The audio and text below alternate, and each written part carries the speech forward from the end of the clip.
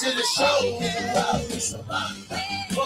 Welcome to the show with the three amigos. Hochman, Crowder, and Solana on FM radio. Them boys be sliding, so we riding and we ready to go. 100,000 watts full throttle, baby, ready to blow. We passing poker up to Jupiter, we got your attention. You can tune in anywhere, but listen at your discretion. To the legend, Mr. Hochman, can't stop him, each other deuce. My brother got his own hot burger at Tucker Deuce. Tell my Rushmore of these sports, spitting the truth. It's Channing Crowder, greatest Dolphins, who rock the 52. Solana, one best of Miami, the voice of FIU. We reppin' to Miami, the Heat and the Panthers too. We reppin' for the Marlins, the Dolphins, that's how we do. We reppin' for the Crips, so it's always about the you. Hey Jimmy, please get a Pell on the phone and tell him that it's on. I finally got his name on the song. Can't do it wrong, cause it sounds so sweet. You spit the fast while I keep the crowd on their feet. Football season be the reason that I be bringing this heat. Georgia music representing 104.3. Hey, live from the palatial yet not overly ostentatious studios of FM 104.3 WQAM.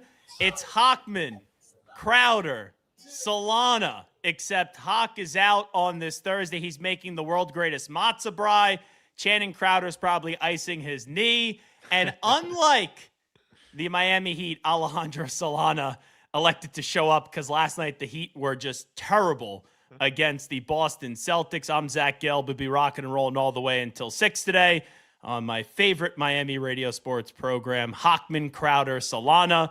Alejandro Solana, how are you, my friend? I only watched the third quarter in yesterday's game, so I thought the Heat played great last night. I thought it was a fantastic showing from the squad, 11 of 15 from the Miami Heat yesterday from 3, Gelby. I thought it was a great game. Yeah, I turned it off. I was the opposite. I turned it off after Jaylen Brown put up 20 points in that first quarter, which was just simply unbelievable. And I couldn't believe it as I was at my Passover Seder. And I go, okay, I don't really got to watch much of this game anymore. Bring on the brisket, bring on the matzo ball soup, the spinach matzo pie, and then some. Omar Kelly, by the way, is going to join us coming up at 2:25 today, so 25 minutes from now. Frank Isola is going to stop by at 3:25. We'll get into the Heat in just a second. Another abysmal performance by them. It seems like they shut it down ever since Bam Adebayo had 83 points. But we do got some big days today. It's National DIY Day. Like, is that really a day, Solana, or did you just put that on the day after April Fool's to try to get me? If it's a day, it goes on the list. That's the way it works on this show. If it's a day, doesn't matter what it is. We had like National Beef Wellington Day. That's going on the list. I don't like care that. what it is. Plus, I'm a big DIY guy. You know what I mean? I do it myself. Yeah, I am not a big fan of beef Wellington because it has mushrooms, and I have an allergy to mushrooms. And also, you're not going to like this one, avocado. I can't have guacamole. Yeah, you told us about this, Gelb. But first of all, I don't believe you. I don't believe anybody could be allergic to guacamole. I don't believe anybody could be allergic to avocados. Also, how could you be allergic to mushroom? It's organic. It comes from the earth. Like, how could you be allergic to that? Well, give me like a mushroom cheesesteak, and then you could sit with me and either wear a bib because I'll throw up on you, or you could clean my toilet because it will come out a very nice way is pretty much what I'm telling you. It's also National Peanut Butter and Jelly Day.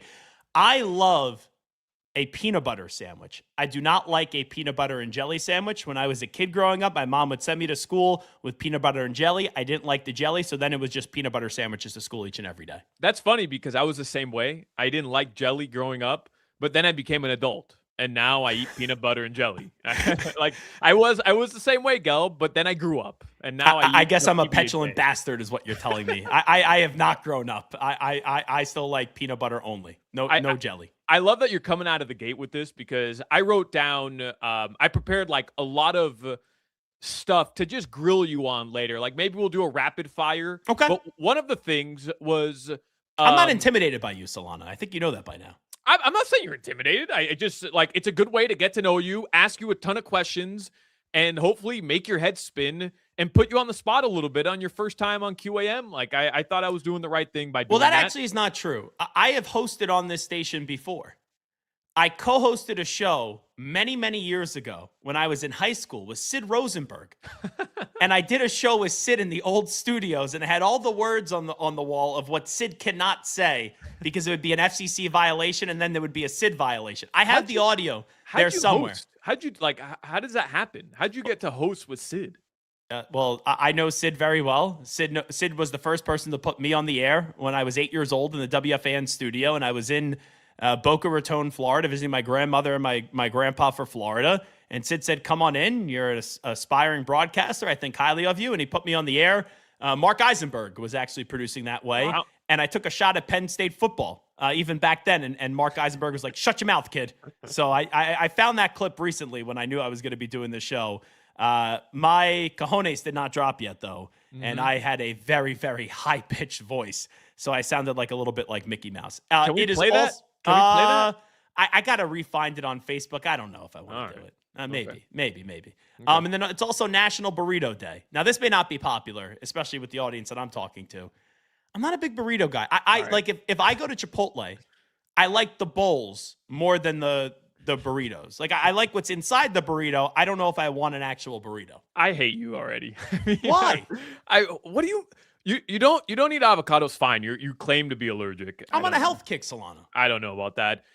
You don't eat mushrooms, like, okay, fine. You don't eat peanut butter and jelly sandwiches, and now you're going to tell me that you don't eat the burrito, which is the best version of Mexican food. It's not even up for debate. It's the I like tortilla. Better. The tortilla, I'm a big fajitas guy as well, but the tortilla was forever changed when they've realized we can press them, make them larger, and wrap it up with all the stuff inside, and you can walk and eat a burrito. Like it's the best version of the tortilla. It's the best version of Mexican food, and it's the best thing at Chipotle. Like you're kidding yourself with the bowl.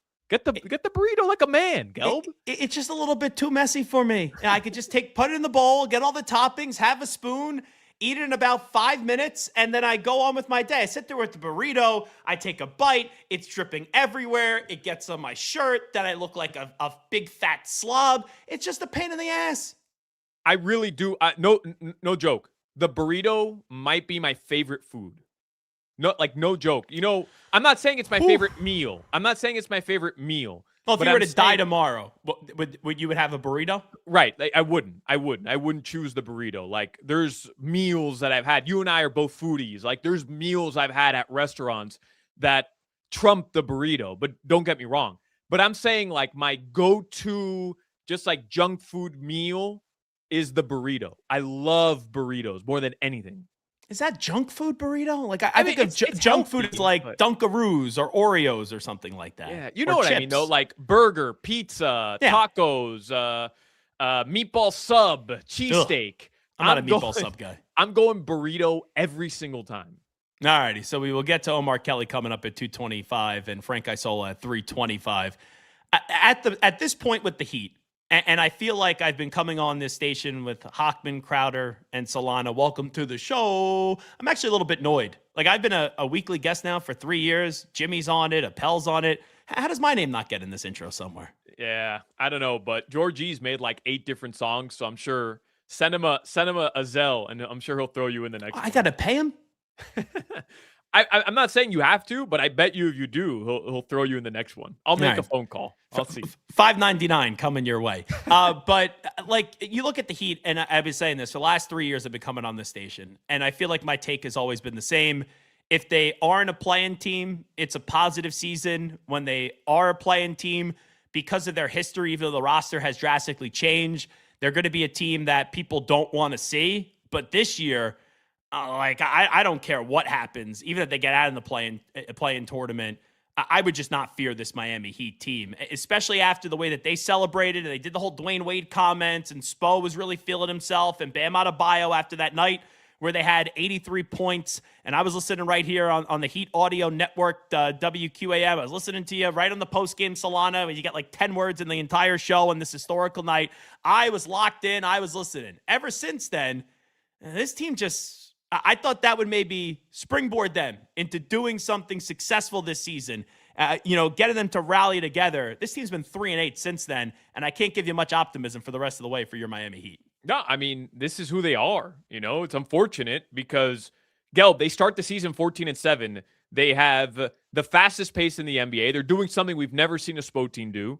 They're scoring the most points per game in the NBA. They're 14-7. And they had a tough start to the season in terms of like the schedule. So it was impressive. And Norm's playing outstanding. Tyler hadn't played. And you're saying, wow, like there could be something here. And then the team kind of just fell off a cliff a little bit. The one thing they could hang their hat on was the fact that they had a good defense. Like that's something that's always been a mainstay in the Eric Spoelstra era. And at the most important stretch of the season, the last 10 games, after winning 7 straight, having the Bam game and Bam's best month of his career in March, they're 2-8 and they have the 29th ranked defensive rating over the last 10 games. I mean, there's nothing you can point to right now. Even the biggest Heat optimist, which you know I am, there's nothing you can point to right now that gives you hope that they can go on some magical run, that they can turn this around, because all the teams are going to face in that play-in tournament, and likely as a road team in the play-in tournament, are better than them right now. And here's the other thing, and we see this with the Heat the last 5 years or so. It's not like they've been a great team. They've just been a scrappy team that get hot at the right time. When Jimmy was here, they went on those 2 magical runs. But this would be a year where a scrappy team like that would actually work in the East, because who knows what the Pistons are going to look like when Cunningham comes back and what you can rely on him. The Knicks have been up and down all throughout the season. It's like, all right, just get the Knicks to the postseason and see if they're going to go farther than last year. I know the Celtics, you saw them last night just destroy the Heat. Tatum's just coming on back, so you got to see how he continues to acclimate himself. This East is wide open, and with the Heat being a non-factor, even though they'll be in the play-in tournament, it seems like a missed opportunity. Yeah, I think that's why the fan base is as upset as ever, because we saw this last year. You know, like we saw this. They traded Jimmy Butler. And then the Heat in March lost 10 straight games. And then they got through the play-in tournament again because Tyler Hero and Bam Adebayo are good enough to win you 2 games like that against the Trae Young-led Hawks or the DeMar DeRozan-led Bulls. But the teams you're going to face this year aren't the Trae Young-led Hawks or the DeMar DeRozan Bulls. Like the Hornets are a really good team since January 1st. The Toronto Raptors are a tough team. The 76ers went healthy. I know the Heat beat them the other day. But if you have to go on the road to Philly, good luck. The Atlanta Hawks look like a formidable team in the Eastern Conference. So we saw this. I think that's where the frustration comes from the fan base, which is like, we all expected this, and here we are again for the 4th straight season. And yeah, I mean they want change. I don't blame them, Gelb. I don't. Legendary band, by the way, the Eagles are coming to Hard Rock live in May, and we've got a chance for you to go. To go. Be listening at 3:40 for your chance to win. Didn't win? You could purchase tickets at casino.hardrock.com/Hollywood/events/Eagles, or you could just Google the Eagles at Hard Rock Live in May, which will be a lot easier. I'm assuming that was fine and kosher to read that part of it, right? Even though that was in parentheses. Was that a Ron Burgundy moment? That was a Ron Burgundy moment. But, like, it's so true. The liners just, it's more complicated. You see what I got here? Wow. That is an Eagles cup at the Sphere. Yeah. You watched the Eagles at the Sphere? Yes, and I actually remember it because you don't need any extra substances when you go to the Sphere because the effects there, they will make you loopy on your own. Unbelievable. I was there for Canelo and Crawford, the big fight in Vegas, and my girlfriend and I were going to go to this restaurant, Piero's, which is an old-school legendary Italian joint, and I looked at her and I said, I've been to Piero's before. I love it. But you've never been to Vegas. You have to go to the Sphere. I would prioritize the Sphere over Piero's. So we got a last-second reservation at Cipriani's, which is right across the street from the Sphere, and we bought tickets last second on an app. And we were 10 rows off the stage. They're doing a residency in Vegas, so it's a little bit, less expensive than what it'd probably normally be. 8 rows off the stage, $100 a ticket. Wow. Yeah, unbelievable. I've been there 3 times at the Sphere. I'm dying to go to this. You've been to 3 times at the Sphere? Yeah, Super Bowl week when it was out there, I saw you 2. Then I was at a bachelor party. We went and saw like a movie there because my friends wanted to go. And then the Eagles. Yes, I've been there 3 times. Jimmy, we got to start hanging out with Gelb more. Like Hawk gets us into Hawk will take us to Raising Cane's in Hialeah. Or Funky Buddha, which is great. Oh no, I love Funky Buddha. Don't get me wrong, but like Gelb's going to Vegas 3 times. He's going to the Sphere. Like we got to start hanging out with Gelb more, man. Or Crowder could just finally be a team player, Jimmy. Like Crowder needs to be a team player. He has all these resources, all these funds, and what do you get? A little Crowder powder? That's it. You want to know such a great Crowder story, and it's the most Crowder thing ever. He recently taped an interview with a soccer player, a very well-known soccer player, not Messi, because I know that's where your mind's going to go. Maradona? No, rest in peace, Maradona. That was intentional, by the way. So he tapes, and he knows that I love this player. I've seen this player live, and he asked me for a couple questions. I always help him out when it's soccer stuff. And he had the player sign a jersey, and the player wrote to Channing and signed his name. And then he's like, I got you a jersey. It's signed. And the jersey says to Channing. He didn't get me a jersey. He got the player signed it for him, and he's just going to give it to me. I have the most random soccer memorabilia I think ever. Freddie Adu. Oh, that's great. Was supposed to be a huge star. So I had a Metro Stars t-shirt. And I have a signed, and he never played for them, a signed Freddie Adu Metro Stars t-shirt. That you could probably get something for that. No joke. Like Freddie Adu is one of those guys who never even obscure. Never supposed to be the next Pele, they said. Right. He never scratched the surface of what the hype was. And now he's like this figure, this obscure figure that everybody's obsessed with again. All right. I know we got to get to headlines. What do you got cooking for us, Solana? All right. Headlines brought to you by our friends at Doral Kia. You always pay less with your Pricito at Doral Kia. Visit them at Doral Kia or at DoralKia.com. Just going back to the Heat really quickly, they did tie a franchise record for threes made. And they still lost by 18. Like that in itself is just loony stuff. The numbers from the game yesterday were insane. They're going to be off tomorrow. And Gelb, I don't know. We can talk about it a little bit more later, but is there any interest from you in Bam playing the Wizards again for the first time since he scored 83 points on them? They have him here on Saturday. You know what's funny? You could have asked me, who was it against? And I would have been like, I don't even remember. And it was only 2-3 weeks ago. No, there is no interest because I'm going to go on a limb here. I don't think Bam Adebayo is going to get anywhere close to 83 points. I don't know. We'll see. I can't wait to see what the over-unders are when they come out tomorrow. The Marlins, they're going to play the New York Yankees, your Yankees. Well, they're not my Yankees, but I have to. I'm so annoyed. I have to go Saturday to Yankee Stadium. What's wrong with that? We got the Final Four on. I don't want to go. Cares about the Final Four, dude? You're gonna watch the 2026 World Series champions, Miami Marlins. Well, your catcher, by the way, he's looking really good. The squad is good. We're gonna get into the Marlins a little bit later. I'm gonna throw some. I'm gonna push my Marlins agenda on Gelb a little bit later. See if I can get him to bite on the fish.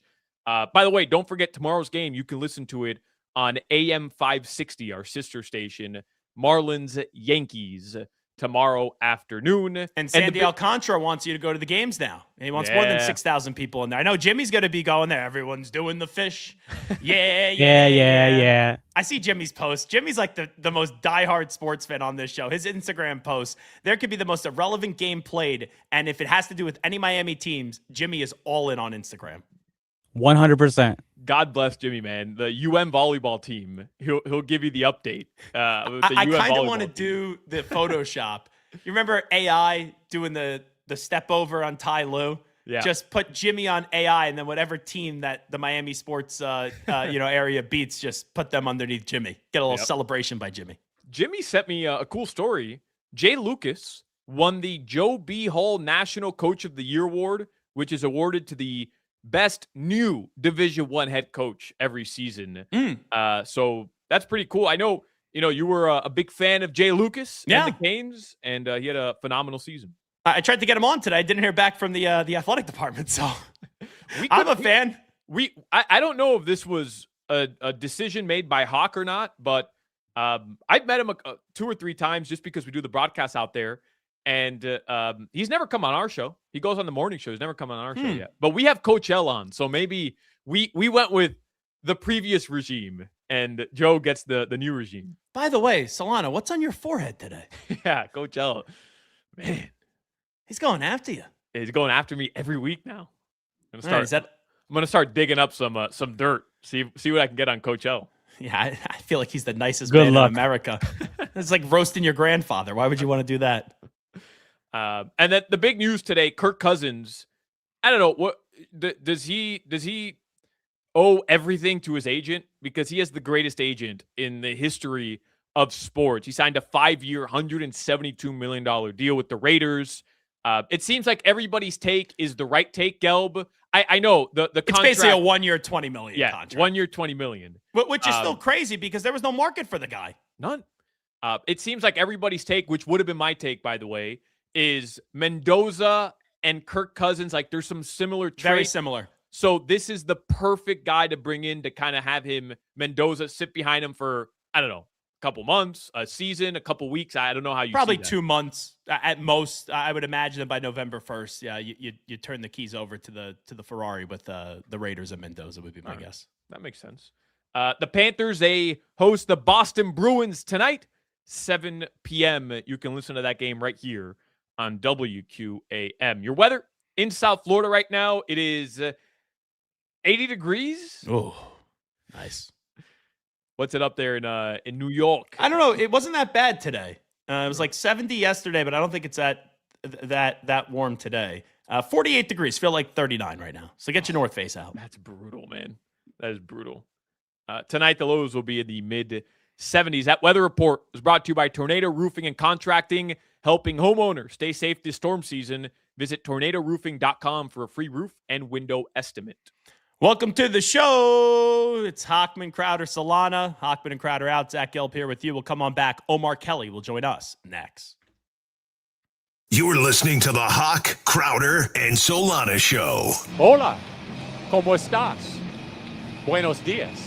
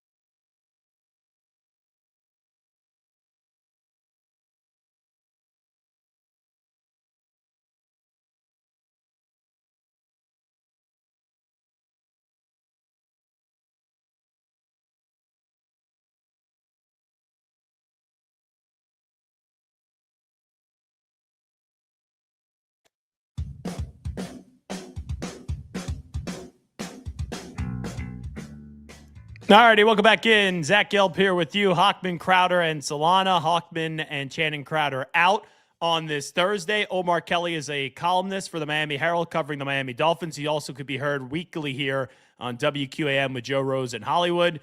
And Omar is on the Toyota of Hollywood hotline. Shop over 2,000 Toyotas on sale at one location, Toyota of Hollywood on 441 between Hollywood and Sheridan, toyotaofhollywood.com. Omar Kelly, how are you? I'm doing good, gentlemen. How are you guys doing? Well, we're doing great. I saw today that Kirk Cousins is signing with the Raiders, and my first reaction is, well, for the Dolphins standpoint, should they have given Malik Willis a 3-year deal with $45 million guaranteed, or just brought in Kirk Cousins on a season that I really doesn't think have much direction? I love this deal for Kirk Cousins because it proves that if you've got a good agent and you're very business savvy, you can always get the money. Now, however, this is really the fakest deal I've ever seen in NFL history. And I always tell people the only way to tell a contract in NFL is count the guaranteed money. Once the guaranteed money is over, so is the contract. And generally, there are exceptions to that. Christian Wilkins guy had like $34 million in guaranteed money, and the Raiders tried to escape it and got out of it and pretended like they never gave it. And then slandered his name, which is a whole different subject. This is love. I love Kirk. I've always loved Kirk. Is he past his prime? Absolutely. But I'm glad that he's showing. I've always said, if NFL quarterbacks followed Kirk Cousins' lead when he got his first fully guaranteed contract from the Minnesota Vikings after sitting on a franchise tag for 2 years, if Kyler Murray followed him, if Russell Wilson followed him, the only one who followed him was Deshaun Watson. But if every quarterback had followed him, we would probably be sitting at NFL players, not just quarterbacks, getting fully guaranteed contracts at this point. But nobody followed Kirk Cousins' lead. And it's disappointing, but it's part of the mechanism that the NFL, these owners keep pimping these players to, take 40 cents on the dollar. Then they get these fake money contracts. Then they cut them. Then they want to 40 cents on the dollar is a rookie player. Then you finally get your big deal. Only 2, maybe 3 years of it is guaranteed. They're going to cut you after that. Then when you're 30, they're like, you can only play on 70 cents a dollar. It's a wicked, ridiculous system, but Kirk Cousins proves you can win no matter what. What should Kirk Cousins do for his agent, Omar? Does he build a statue outside his mansion with just Mike McCartney? Does he? Listen, I don't know. Like, he has to do something. I actually know Mike, and great guy. I've known him for years, and he's got other clients, and he's a good agent. He's a good agent. He really has a good eye for quarterbacks. And that's all Kirk Cousins, man. Nobody's forcing the Raiders to give him that money. Nobody's forcing the Raiders to give him that fake contract that looks all great and good, but realistically, all of it's going to be paid by the Falcons anyway. Like and he knows the situation. I was always wondering what held up Kirk Cousins getting the deal, because I thought he was probably the third best quarterback on the market in free agency, ahead of Malik Willis. So it's but now I see, he's still looking for a real legitimate opportunity to compete as a starter. How should Dolphins fans feel, Omar Kelly, about Malik Willis? Because I'm in the standpoint of, he's there. It's $45 million guaranteed, but this team's probably picking in the top 5 next year and taking a quarterback in the first round next year. Who said that?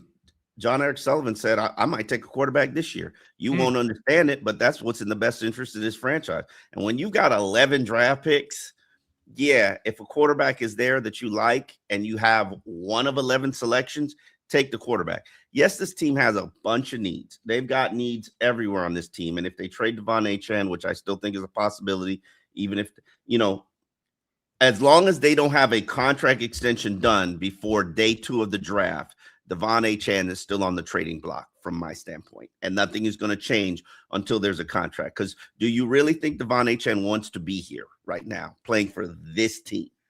Just answer that question with an honest answer.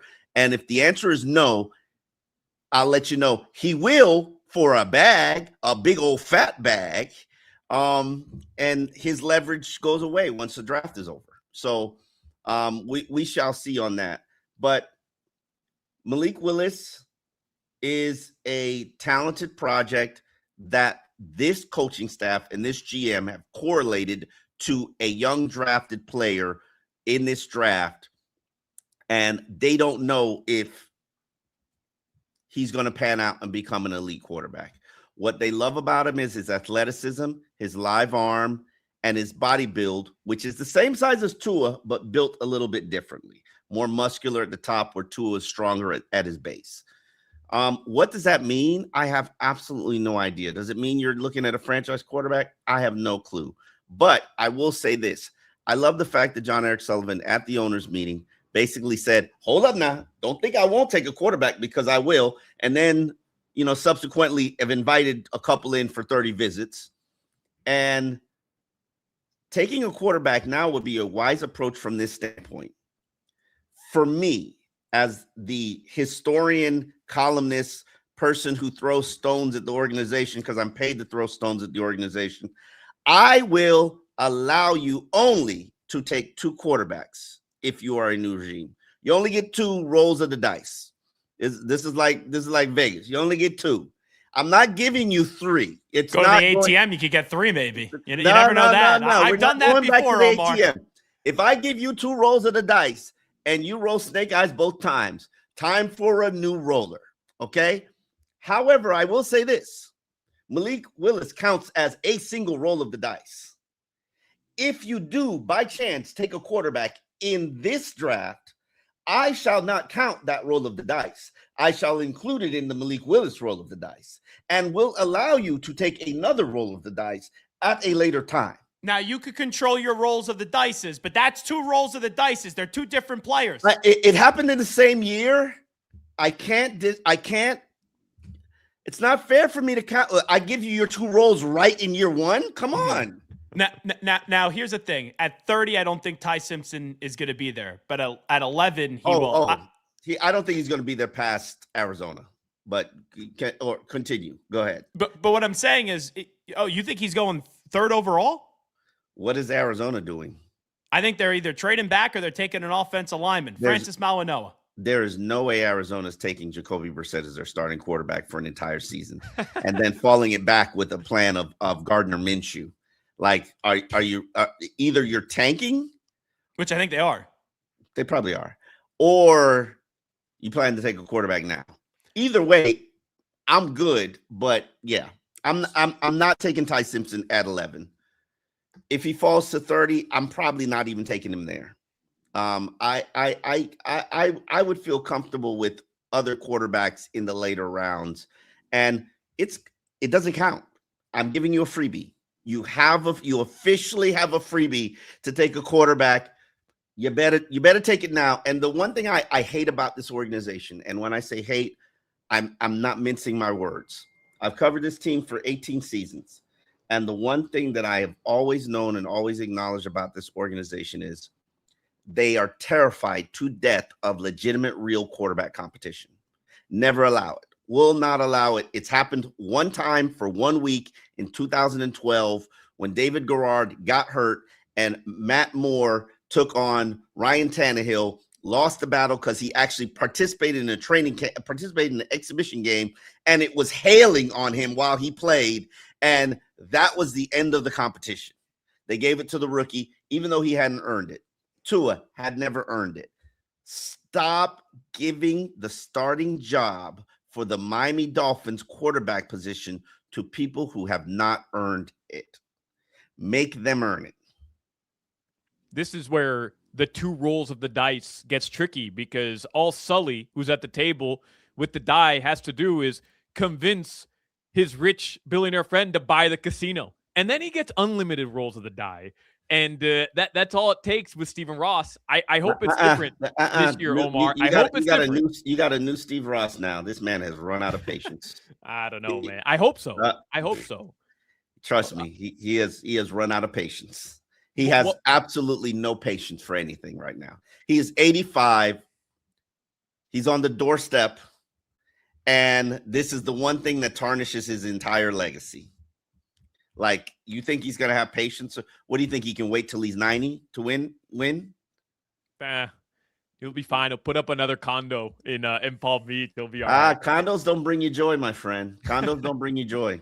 And he's got more money than he can even pass on to his kids. Like, were you cool with we haven't talked to you. Were you cool with the Waddle deal?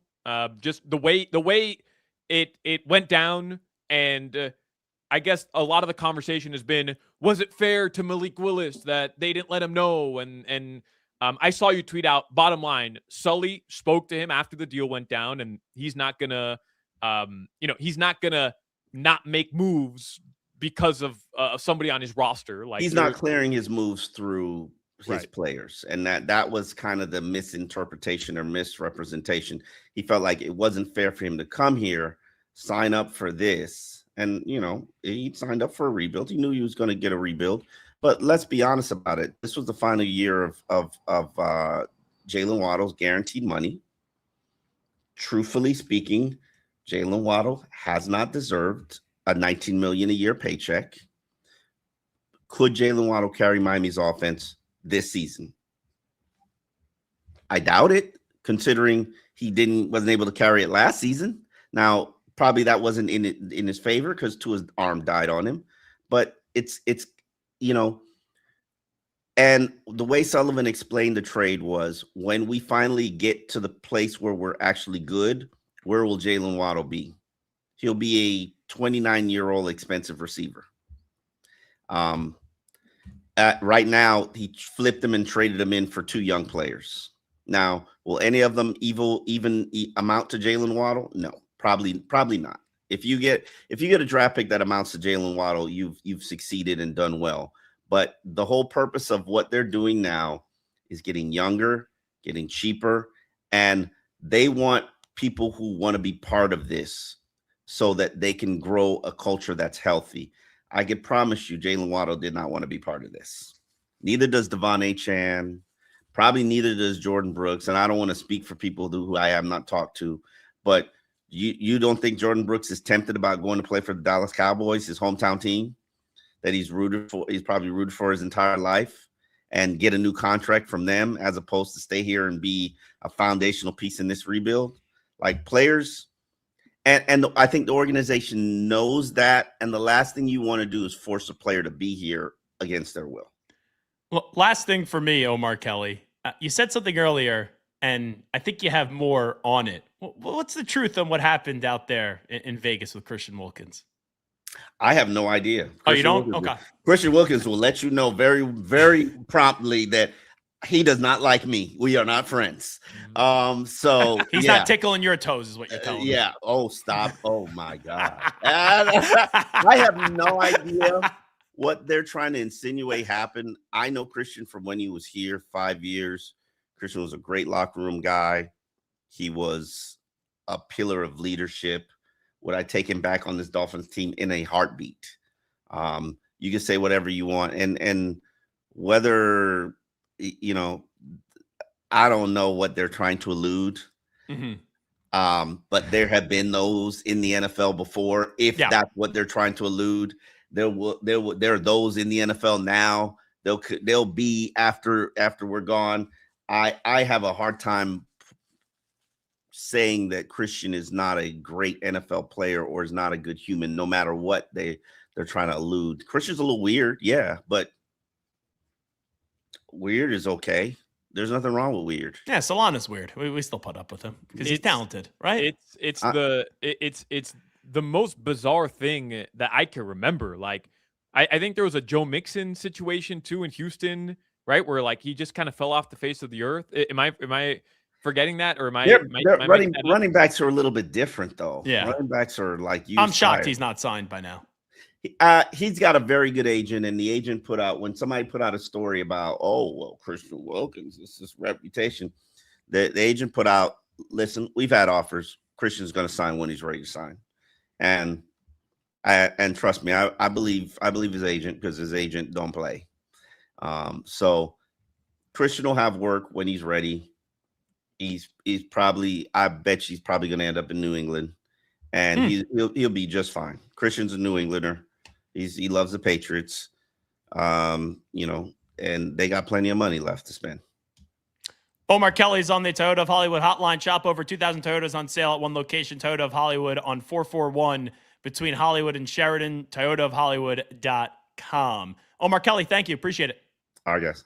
There you go. Omar Kelly right here on Hochman, Crowder, and Solana. We'll take a break. When we come on back, I got a few things I want to react to what Omar Kelly said. We'll get into that after these short messages. This is Hawk, Crowder, and Solana. You're not going to learn anything about sports on this show. I'm sorry, you're not. But I know McDonald's.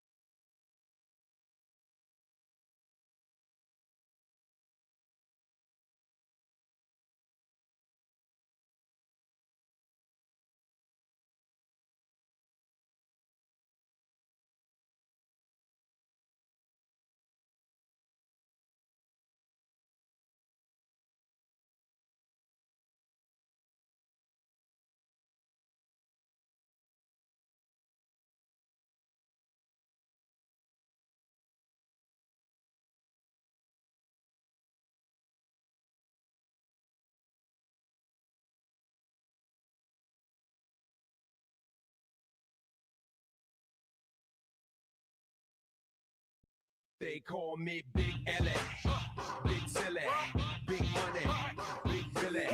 When I'm sliding in the mall and you hear me, I be slicing with these balls so you feel me. Let me rip it up for cuz in the back. All righty, welcome back in on this Thursday. Hochman, Crowder, and Solana. Hochman and Crowder are out. It's Zach Gelb here with you, along with Alejandro Solana and Jimmy, obviously, in our studios today as well. We just had Omar Kelly on, by the way. Frank Isola is going to join us coming up at 3:25. I also have a little bit later on in the show 2 potential plans in the first round to save the Miami Dolphins, or at least set up the Miami Dolphins for some future success, Alejandro. I like that. But I got to react to what Omar Kelly said about Devon Achane, because the Dolphins, John Jacob Jingleheimer Schmidt, whatever your general manager's name is, John Eric Sullivan, he has been talking about how Devon Achane is a player for the future for the Miami Dolphins and how they're not going to trade him. I've called cap on that, and it was kind of refreshing as the outsider, right? The new guy here, to hear someone like Omar Kelly, who's been in the know for many, many, many years on this station and also writing as well, covering the Dolphins, for him to basically say the same thing. Yeah, I mean, I think Dolphins fans don't want to believe that, though, because as much as you understand the direction throughout this rebuild process, right? Like, acquire as many picks as you can, figure out the cap situation over the next 2 seasons because you're in cap hell. You don't want to get rid of everybody. And Devon Achane is like that one guy that I think Dolphins fans still want to have some hope in and want to keep around because they know how good he is. Here's the thing, though, Gelb. What can you get back for Devon Achane from a team? No, but knowing that team has to pay him as well. They have to give up a pretty decent haul, whether it be picks, whether it be another player. I don't know, right? They have to give up something substantial, better than whatever the Dolphins got in return for Jalen Waddle, which is a first-round pick and a third-round pick, right? Or a second-round pick. And they have to pay him an exorbitant, a bunch of money. So, like that has to come into play here. I feel like his value is one thing, but what teams are willing to give up and pay him, it gets a little muddier. I think if the Dolphins were to trade Devon Achane tomorrow, it would be for a second pick. However, if they wanted to roll the dice, Omar's big on rolling the dice. You roll the dice, you hope he doesn't get injured. Then by the trade deadline, I think you could get something like this. Not maybe an outright one. Maybe you could, because the team's looking for a Super Bowl. They're fine giving up the 27th, 28th, 29th, 30th, 31st, 32nd pick, whatever it may be. You could maybe make it a second-round pick that if they reach a certain round, then it turns into a first-round pick. And even then, if it is a late first-round pick, Jalen Waddle, basically what you did, if you're basically just getting a late round first pick, I don't think it's worth it to trade Devon Achane. And that's why the Dolphins need to put their money where their mouth is. If you're going to say he's here, well, then you got to pay him before the start of the season, because the guy is without question a plus for a football team, an explosive player, a two-way player, where it's like what a Jahmyr Gibbs could do. It's like what a Bijan Robinson could do or a Christian McCaffrey could do. So if you want him on this team, which I don't believe right now that they're intending by the start of next season to have Devon Achane on this team, go give him a contract extension right now. Yeah, well, guess what? After what we heard from Sully and after what we heard from, and that's what we're calling him, by the way, Gelb. We're calling him John Eric Sullivan. We're just calling him Sully. Yeah, it's the guy that landed the plane in the Hudson. That's right. Yeah, that's right. Your Honestly, boy, saving the Dolphins is probably tougher than landing that plane on the Hudson. I wanted to go with JES, but everybody's going with Sully, I guess. So fine. JES too close to Jets in your own division could be very confusing. Yeah, that's fair. You just came out and said, like, that's our guy, right? A building block. We want to pay him. We want to get this deal done. Well, all right. Now I feel like it adds a little bit more leverage to Devon Achane. Like, hey, you just told your entire fan base you want to keep me. So my asking price just went up. And I understand what Omar was saying in terms of his leverage is gone after the draft. Like, I understand the idea of that because all those picks evaporate. But if I'm Devon Achane, unless I get the price I want, I'm not stepping on the field next season because some team's going to give me that. Ooh, so you're saying not even step on the field at all? Why? Like, he is proven he is he is a game changer. Somebody will make him, if not the highest paid running back, top five, easy. Yeah. Somebody will give it to him. Why would he step out on the field next year and take a team-friendly deal with the Dolphins? Obviously, I would love him to. I'm not speaking like I want this to happen. I'm just saying from the lens of Devon Achane, to me, it's the exact same thing as the Tua deal. It's the exact same thing. I understand it's different. They're quarterbacks. But why would Tua have stepped on and that Devon's field? not a douche like what Tua turned out to be. I hope not. But why would Tua have stepped out on that field if he wasn't going to get top 5 quarterback money? And he got it. You're 1,000% right. And I didn't think about it from the lens of Devon Achane. But Omar basically said it. Devon probably doesn't want to be here. Yeah, that's fair. So if you want to be here, well, if you get thrown a bag of cash, you'll want to be here. So if I was him, I would agree with you. I would say to John Eric Sullivan, you don't got to do it now, right?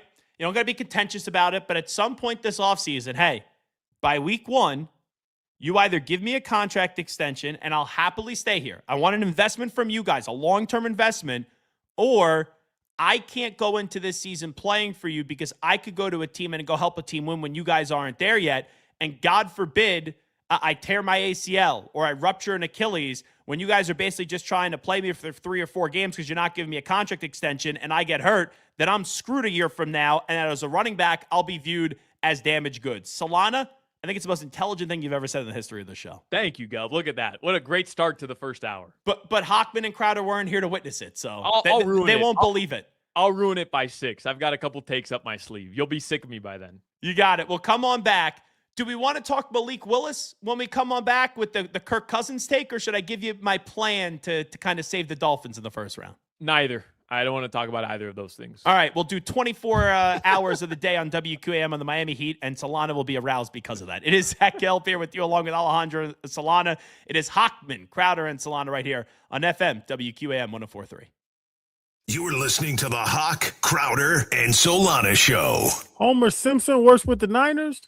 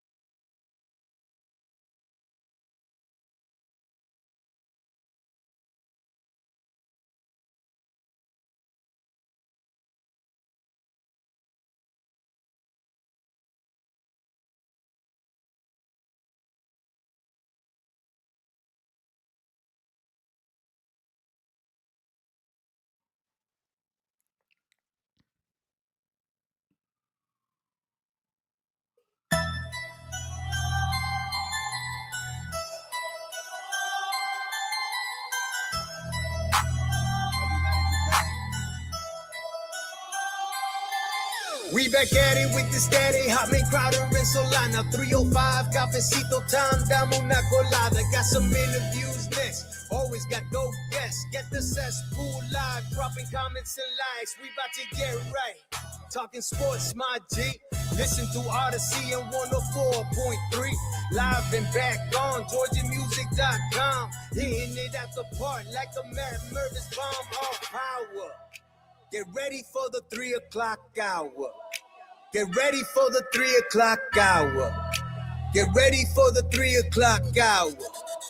Get ready for that 3 o'clock. All righty, welcome back in. It is Hochman, Crowder, and Solana. Hochman and Crowder out on this Thursday. Zach Gelb rocking and rolling with you along with Alejandro Solana. Coming up in about 25 minutes from now, Frank Isola is going to join us to discuss the state of the Miami Heat. I got to get back to one more thing, though, Solana, that Omar Kelly said earlier. He was kind of going through his rankings of the quarterbacks. He had Kirk Cousins, who signed a contract, I guess we could say today. The length of the contract, it says it's 5 years. It's really just a one-year deal with the Raiders, but they made a whole dog and pony show out of it. Omar Kelly said he had Kirk Cousins ranked in front of Malik Willis, and it begs the question to be asked, did the Dolphins do the wrong thing? Should they have just gone with 1 year of Kirk Cousins, even if they want it to be dressed up as a 5-year deal, even though it's a 1-year deal? Or should they have given the 3-year, $45 million guaranteed to Malik Willis? I don't understand why there's even a question. And look, maybe I'm looking at it with Dolphins blinders on. I think the Dolphins nailed this. And Gelb, here's why. This is the first decision. We've talked about this so much, right? Like, this is the first decision that John Eric Sullivan and Jeff Hafley together, they're the Green Bay guys. They're trying to replicate Green Bay South down here in Miami. This was the first decision they made as decision makers for the Miami Dolphins, who have not made a playoff game in 25 years, who have not won a playoff game, in 25 years. And the franchise has just been, the definition of mediocre. They're laughing stock in the NFL. They have to believe that this is the right guy that at the very least can be a starting caliber quarterback. So I look at it from that lens immediately. Like, that's my starting point here, which is there's no way these guys are just guessing. They've been around him. They know as well as anybody what he's capable of. And they brought in somebody that, in my opinion, has to be good. He has to be. Like, there's no other option. I'm not saying he's Tom Brady. I'm not saying he's going to win you a Super Bowl, but that he's a starting caliber quarterback. And they paid him, Gelb, as a low-end starter. Like, that's what that's essentially what they got here. Well, it's easy to get out of it. Like, let's say if he Right. comes here and he stinks this year, it's $45 million guaranteed. There's a lot of quarterbacks that get paid $45 million in one season. And I remember saying something similar when Sam Darnold got signed by the Seahawks, who just won a Super Bowl. It was a 3-year, like $101 million deal, but it was only $50 million guaranteed. So if it didn't work and he reverted back to seeing Ghost Sam and getting Mono Sam, there's an easy way out. Here is where the Dolphins would lose me. Like, I would have been all in for Kirk Cousins here for a year, tank, get the number 1 overall pick. But they've tried that before, and it actually, ironically, was tank for Tua. It led them to Tua, but then Joe Burrow had this great breakout successful season. I agree with Omar in terms of they get 2 rolls of the dice, but if they draft a quarterback this year in the first round, if they draft Ty Simpson in the first round, which I do not think they're going to do, then that would lose me where why would you go sign Malik Willis if you're then going to draft Ty Simpson? You then would have been better off having Kirk Cousins in for a year along with Ty Simpson instead of giving $45 million guaranteed to Malik Willis. I get that, but I genuinely, and maybe I buy into the culture stuff too much because of my Heat fandom. I feel like I have to couch everything with Gelb. I have to couch everything Why? because you're going to look at me like I'm a Miami homer, and maybe I am, right? Like, I'm aware of that, but I like the idea of a first-time head coach and a first-time general manager taking over a dumpster fire, saying, we're not going to try to lose games in our first year. If we lose games because the cap situation sucks and because we have to pay Tua $10 billion over the next 2 years and we're hamstrung, right? Like, if we have to do that, fine. And they're making smart moves to get themselves out of this situation, but they're also not going to approach this as we want the number 1 pick next year. And I like that. I like the idea of coming in, trying your best while, yes, limited, but trying your best to win games. And with Malik Willis, at the very least, look at him as a rookie. And I know he's not, but look at him as that. Like, he's a first-time starter now. He's getting a fresh slate. He's getting $23 million a year, which is low-end starter money. Like, and also, Gelb, they have to evaluate talent. And if you just throw a washed-up quarterback in that situation, you throw Quinn Ewers, who might be good, but he's probably not going to be great. You can't really evaluate talent the way that you want to. I think with Malik Willis, you check all the boxes that you need to. Again, all that being said, they have to know he's good. Because if he's not good, and that was your first decision, these guys are going to get run out of town. Well, it's possible that he is going to be the quarterback and he's not going to be good. Like, the Chiefs had familiarity when they made that trade. It was Mike Vrabel and it was Matt Castle to Kansas City. And I think Matt Castle made one Pro Bowl, so like, he wasn't horrible, but he never stuck as the guy. So you could have your evaluation, and you could think, how many times the teams in the draft, they evaluate a quarterback, they go, even though, and I understand it's different because they were there in the same building with him, but they go, that's our guy. That's going to be the franchise quarterback, and they flop. But what the Dolphins did that makes sense here is the contract, even though you may think it's outrageous, it's not, because it's only $45 million guaranteed. So if Malik Willis comes here and after a year, he stinks, you then draft a quarterback this upcoming, next offseason, you could even start Malik Willis because you're still paying him a pretty penny, and then you could slowly implement that quarterback that you drafted in the first round. Where this regime would lose me, because a lot of people get lost. Oh, why do you bring in Malik Willis and then trade Jalen Waddle? That doesn't lose me. Where you would lose me is if with the 11th pick in the draft, and I don't think this is going to happen, to be clear, but with the 11th pick in the draft, or if you maybe trade back a few spots, and then you take Ty Simpson. You want to take a quarterback in the 3rd round, Sawyer Robertson, or 4th round, Drew Aller, whoever it may be. That's fine. That's not going to set you back. But I vehemently disagree with Omar that it wouldn't be 2 rolls of the dice. No, you use your 2 rolls of the dice at the quarterback spot, which I think you do get by bringing Malik Willis on a $45 million guaranteed deal. But you would use those 2 roll of the dice before you even play a damn game, and that would be inconceivable. It's the Dolphins, though. And they're not going to do it. As much as Omar is saying that Stephen Ross is sick of the situation, like, yeah, I thought Stephen Ross would be sick of losing in 2022. He put up with Chris Greer for 20 years. Well, all right? That's my point, though. The only thing that Stephen Ross gets impatient about these days is when they don't get him the Jell-O out in time or the pudding out in time for 4 o'clock dinner, all right? All right. I mean, this dude's on national TV, like, every day, talking for his expert finances. And look, I'm not advocating for anything that Stephen Ross has done because what I judge him on is the Dolphins' success. Period. End of story. Everybody wants to bring up, oh, look at what he did with F1 and look at what he did at Hard Rock Stadium. And look, and all that stuff is fine. Like, it's cool to bring up. It's true. He made Miami Gardens a premier destination. That's absurd. Like, wonderful. He deserves credit for that. Great. But at the end of the day, he took control of a team that hasn't won a playoff game in 25 years. Like, that's what I'm worried about. You know where Stephen Ross lost me? Dolphins going to win a playoff game? You know when he first lost me? When Jim Harbaugh was available, and he goes, I'm not going to be the owner. Yep. That takes him away from my Michigan Wolverines. Somebody else could, but I won't. And that's when I sat there and I said, that's ownership malpractice. He doesn't talk anymore publicly. Like, and part of it was the whole Tom Brady on the boat situation. I think the Flores lawsuit is a part of it as well. Like, there's several reasons. He doesn't talk publicly anymore about the Dolphins. Like, he doesn't sit with the media anymore. He doesn't have an end of year press conference anymore. And it's because he's tired of looking silly. And he's looked silly several times over the past decade.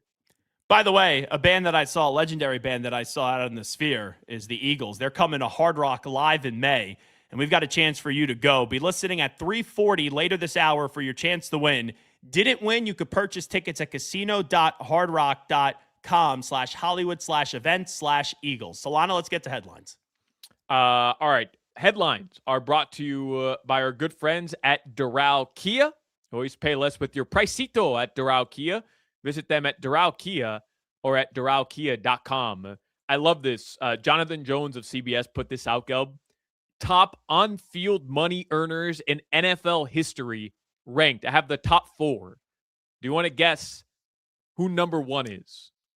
Sam Bradford's got to be in that mix. No? He's not. Kirk Cousins. Kirk Cousins is number 3. Okay. Ahead of your boy who was sitting courtside at the Heat game last night. Josh Allen? Tom Brady. Oh, Tom Brady was at the Heat game last night? Is sitting courtside at the Heat game. He's got more Botox in his face than every OnlyFans model in Miami. I'm actually surprised Brady's on that list because he was a great teammate and took all those discounts for years. Yeah. Kirk Cousins is 3. Tom Brady is 4. Aaron Rodgers is number 2. And Matthew Stafford is number 1. Wow. I thought it was going to be more obscure names, honestly. That's why I thought you were asking it. What's up with your boy Brady? First of all, you're going to show up to Heat Celtics? All right, Tom. We got you. He goes everywhere now. He's a whore. But he goes everywhere. This dude, what's up? Like, this guy's got more Botox in his face, and that's cool. He like, looks I'm not hating on it. He looks beautiful. He does. Like, ask Coach L what Brady thinks. Like, I think that will be the good line of demarcation if we could really rip Brady or not. He's everywhere. He's everywhere. Huh? You're never gonna get me to say a bad word about Tom Brady. You're just not. I know. I mean, you're a Patriots fan. You love Tom. I get it, bro. But sitting courtside, Heat Celtics. What's the big deal? Heat Celtics. He's been pimping himself out. He's been pimping himself out. He goes everywhere now. Come be a real fan. Come watch Heat. Was Alex Earl with him? No, he was there with a couple guys. I don't know if like his son or I don't know. I feel bad for Braxton Berrios, by the way. It's like now he gets, I'll defend the local guy. Now he's got to see Alex Earl and Tom Brady, and then... Oh, is that a thing? Like, are they... I'm sure you're all over the Tom Brady beat and his dating. There's a new girl every 3 weeks. Every 3 weeks, there's a new girl. Listen. Kim K, Sophia Viarga, whatever you say your last name. There's a new girl every week. Listen, man, I don't blame him if it is Alex Earl. You know what I mean? I don't blame him. It's a big age gap. But yeah, you're right. I don't blame him either. I mean, he looks beautiful. He looks like he's 18 years old, this Tom Brady. All that Botox. I thought you just said he looked horrible. I'm not saying he looks horrible. I just, see, Gelb, my fiance is, she works in the aesthetic industry. She injects Botox. She has her own spa here in Miami. My girlfriend's a dermatologist. Look at that. I'm actually in big trouble right now. You're not doing your facial routine? No. So my girlfriend came to her first Passover Seder last night. Wow, that's big stuff. So this is legit, man. Yeah, not Jewish, obviously. She is not Jewish. So she gets a lot of patients. She got a 1-star review because I guess the office didn't tell the customer, new customer, patient, that she was going to be leaving early and scheduled like a 5 or 6 o'clock appointment. Wow. And she got a 1-star review off of that. Because of you. I'm in the doghouse. I said, just claim that it's, the person's being prejudiced. You got the greatest get out of jail free card right there. Nah, that's not going to work. You got to buy her a purse or something, bro. No, please. We got you got to buy her a purse. You got to take her to a nice dinner. We're going to La Conda Verde on Friday. Like, come on. What else do you want? The hell is that? What's La Conda Verde? Oh, good Italian restaurant in the city. Right. Good Italian restaurant. Better than Olive Garden? All right, next headline. Does she have you on like a facial routine? You guys, because no. my fiance and I, we moved in together. I'm surprised she still even wants to see my face, honestly. Like, let's be real, I don't think she has to be on any routine. I didn't have any sort of like face routine. I wake up, I brush my teeth, I comb my hair, I go to work, then I go to bed, I shower, and she's got me on like face routine. That's why my forehead. My forehead looks so shiny. The Miami Heat, they did lose last night in front of Tommy Brady. They got rocked by the Celtics, who scored 53 points in the first quarter. The Heat have 5 regular season games remaining, and they'll host the Wizards on Saturday. They're the 10 seed.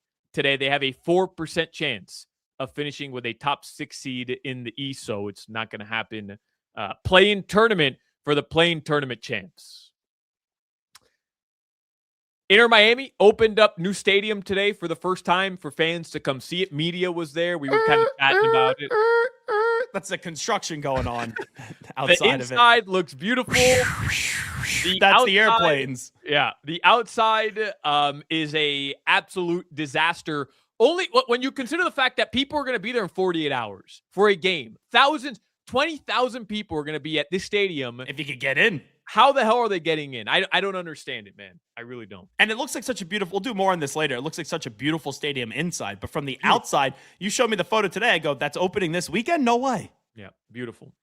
The Florida Panthers are in action tonight. They're going to host the Boston Bruins. I can't take back-to-back losses to these bum Boston teams. So the Panthers got to get one done tonight. They got to get a dub. Go Cats, right? Vinny Viola. Vamos Gatos, baby. Vamos Gatos. Throw the Rats. And we did get an update here, finally, Gelb, on Todd Monken, the Browns head coach. Todd Monken, I don't know, Todd Hair guy, the hair guy from Cleveland.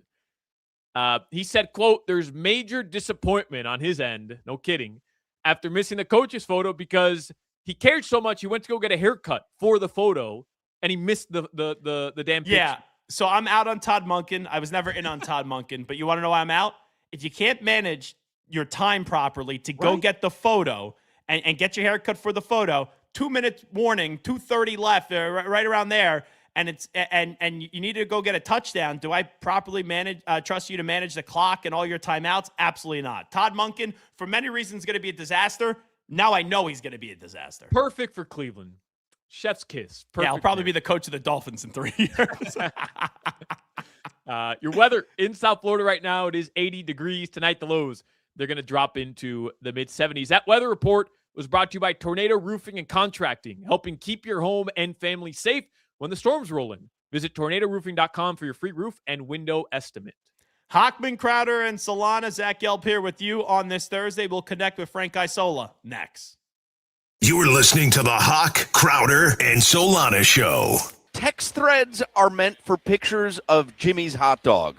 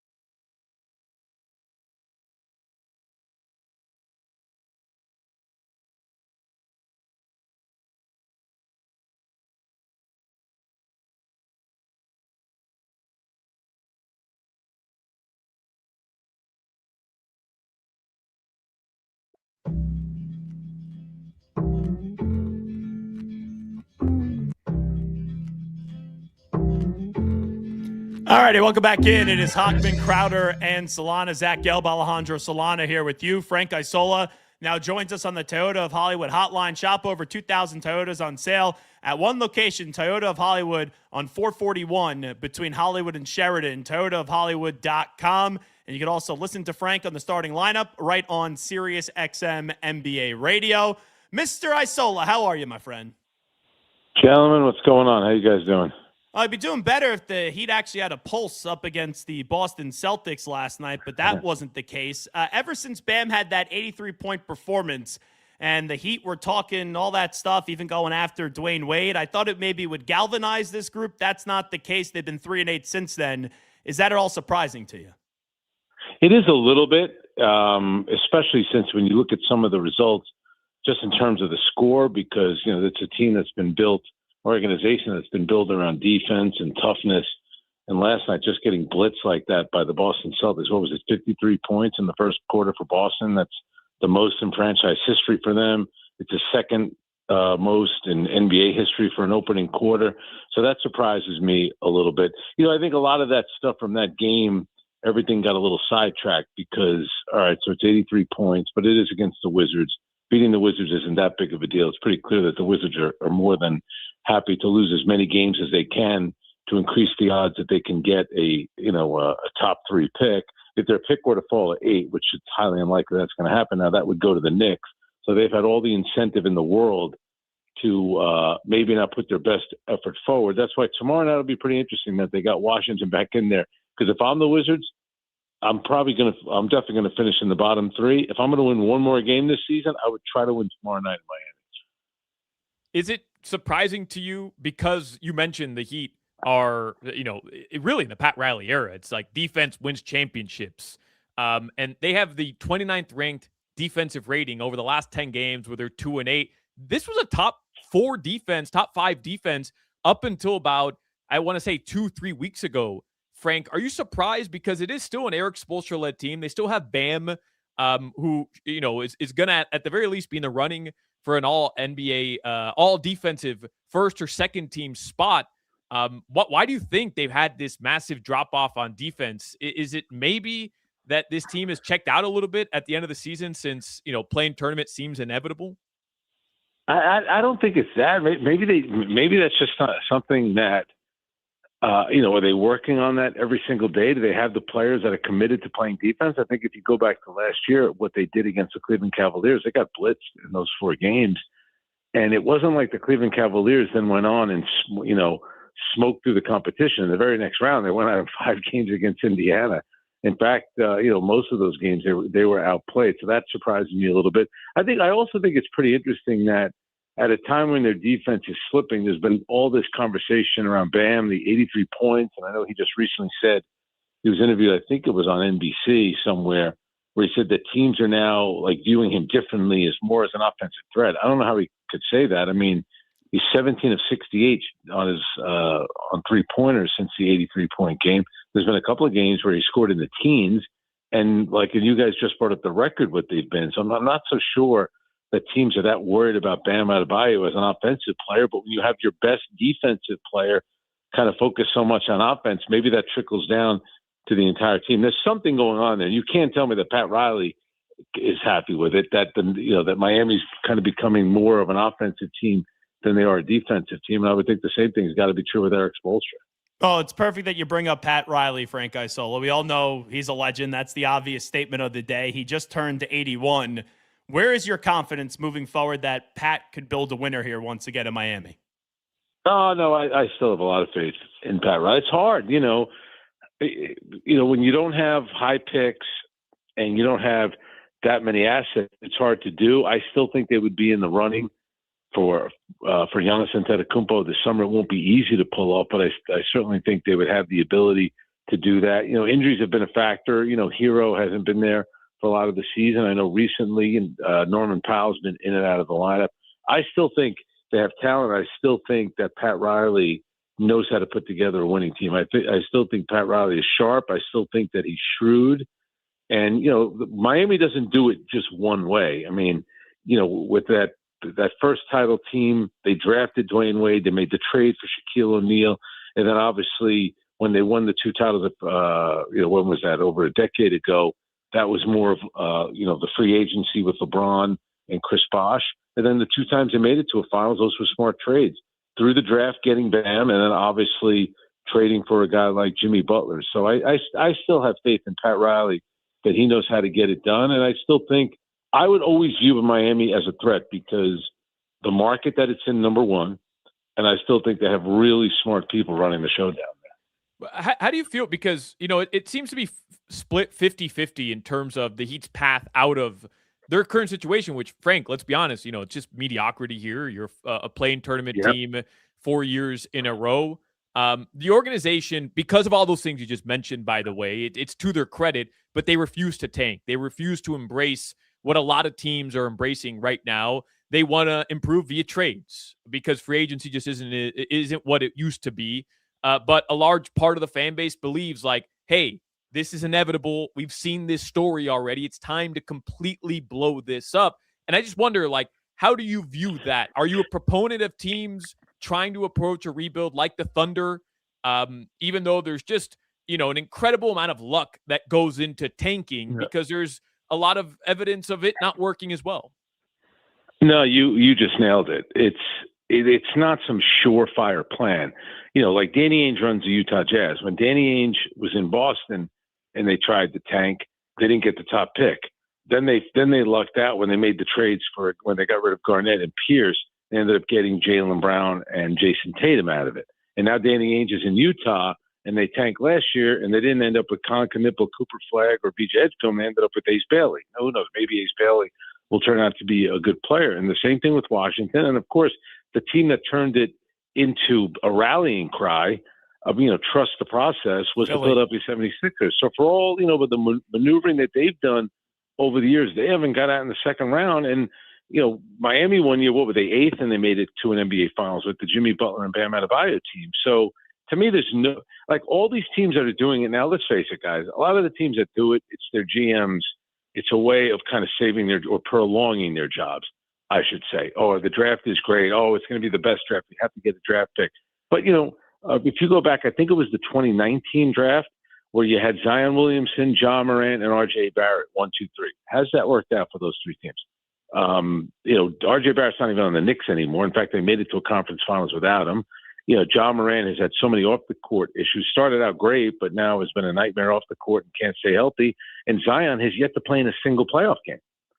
So we all thought that draft was going to, change things. There's no guarantee, that any of those picks. I mean, Kawhi was a 15th pick. Giannis was a 15th pick. Nikola Jokic was a second-round pick. You don't know. This year's draft, I think Cooper Flagg is legit, and they got lucky. Dallas. I think Con Knipple is outstanding. Tremendous, and Charlotte got a little lucky there, and Philadelphia got lucky because they moved up in the draft. So to your point, just to say, well, let's just shut it all down and we'll get a high pick, and we'll get the high pick, and he'll be a good player. How long has Washington been doing this for?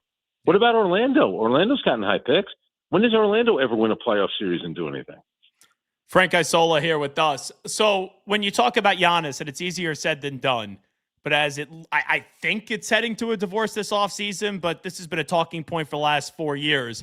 If you had to name a 1 and a 1A on where you think he could be playing next year, what would it be in Frank Isola's mind?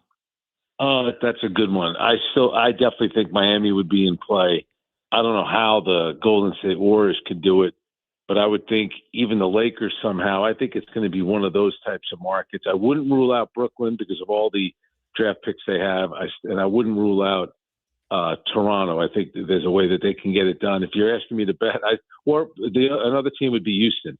If Houston were to flame out early, maybe they're thinking we'll go for it with Kevin Durant at the age that he's at, and we'll try to make a run at Giannis Antetokounmpo. I think Miami makes a lot of sense. I think, they've had a lot of success with those type of, kind of swinging for the fences, and it tends to work out for the Miami Heat. I definitely could see him playing there. It's been rough for Giannis. I think in his last 10 playoff games that he's played in, his team is 1-9. So Giannis has to answer a lot. He's got to stay healthy, which he really hasn't been the last 3 years. And if he goes to Miami, he's going to have to swallow his pride a little bit. Can't be all about him. They're not going to put, every family member on the team somehow. I don't think it's going to work like that. He's going to have to kind of do it the heat way, and I think in the long run it'll be good for him. I've known the guy for a long time.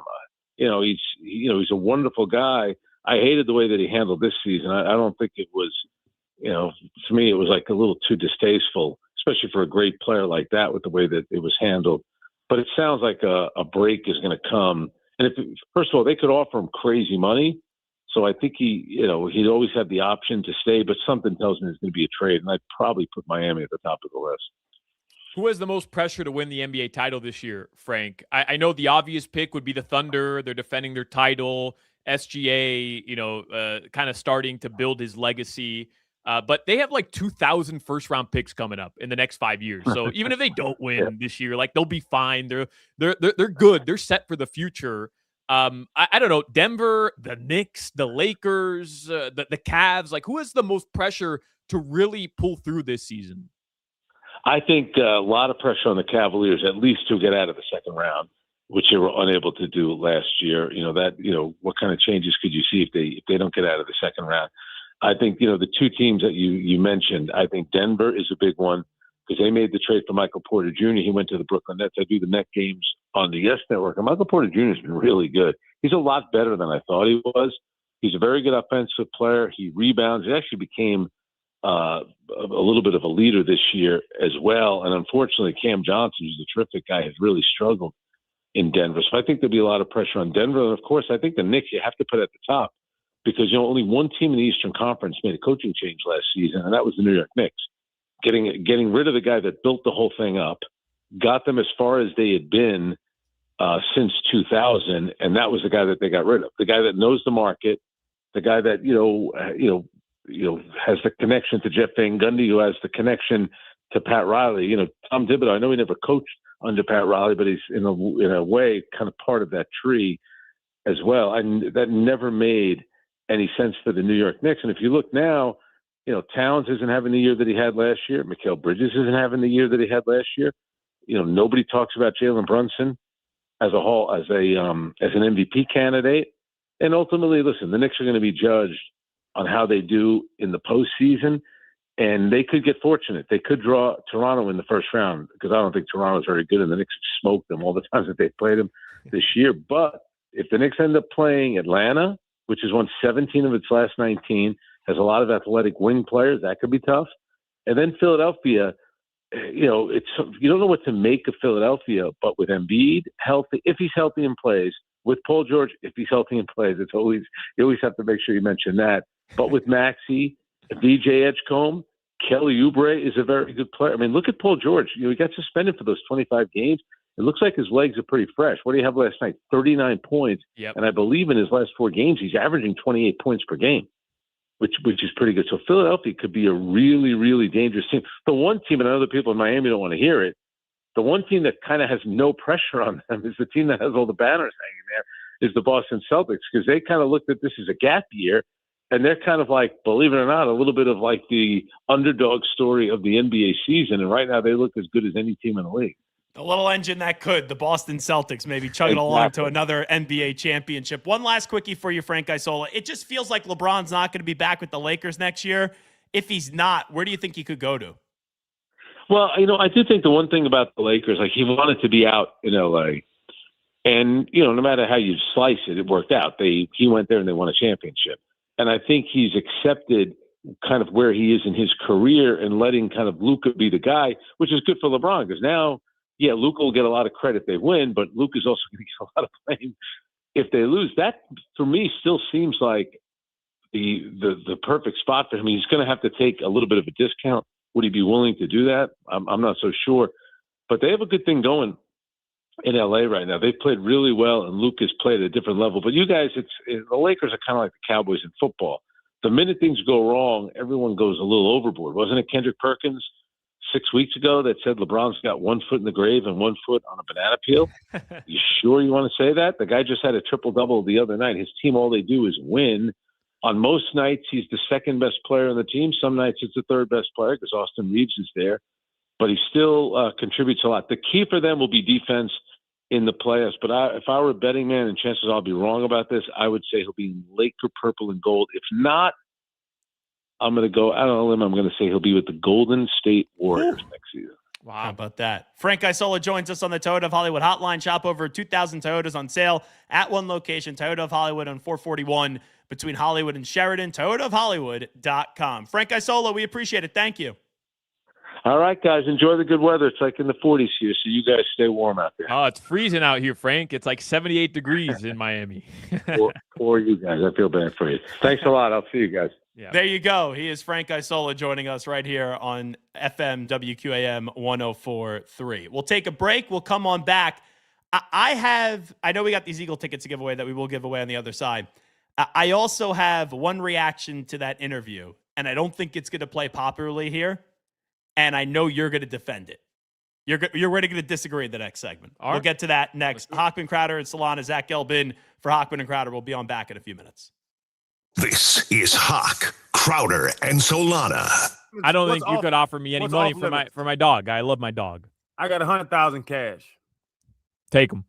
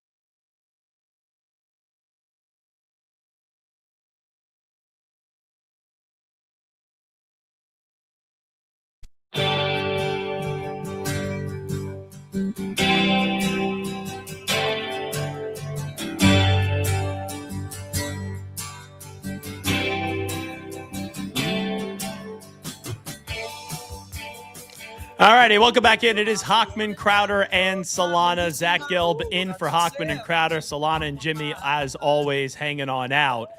So you hear the music. We'll give away the tickets right now for the Eagles. But Solana, first, I need you to pick a number. Give me a number. This is a big moment for you. Well, it depends. Let's see. We're going to find out what you're made of here, Gelb. So we can choose number, let's say 83, in honor of Bam Adebayo's 83-point game. But that means Jimmy has to spend a lot of time on the phones. Those sausage fingers for Jimmy on 83 would be too difficult. That wouldn't be nice to Jimmy. We can go with a low number to be nice to Jimmy. We can go with, kind of a douchey number like 25. No, you want to go. You're trying to be nice. You're trying to. Well, you're trying to warm up to Jimmy on your first day here. If I was being a douche, I could maybe go Giannis's number and sell it as, the Heat are trying to get Giannis. But I think for this segment, and what I'm about to ask you, maybe we have to honor the past. So the Heat have won 3 NBA championships, correct? 3 NBA championships. So should we go 3? We can go 3.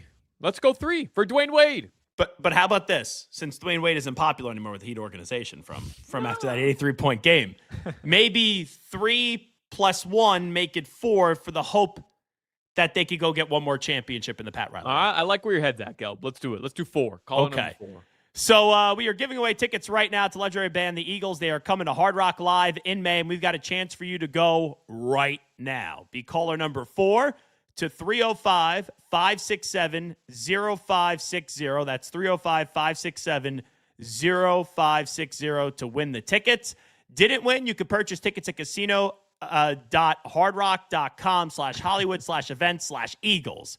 So be caller number 4 right now, 305-567-0560, and that will win the tickets. All righty. Frank Isola just joined us.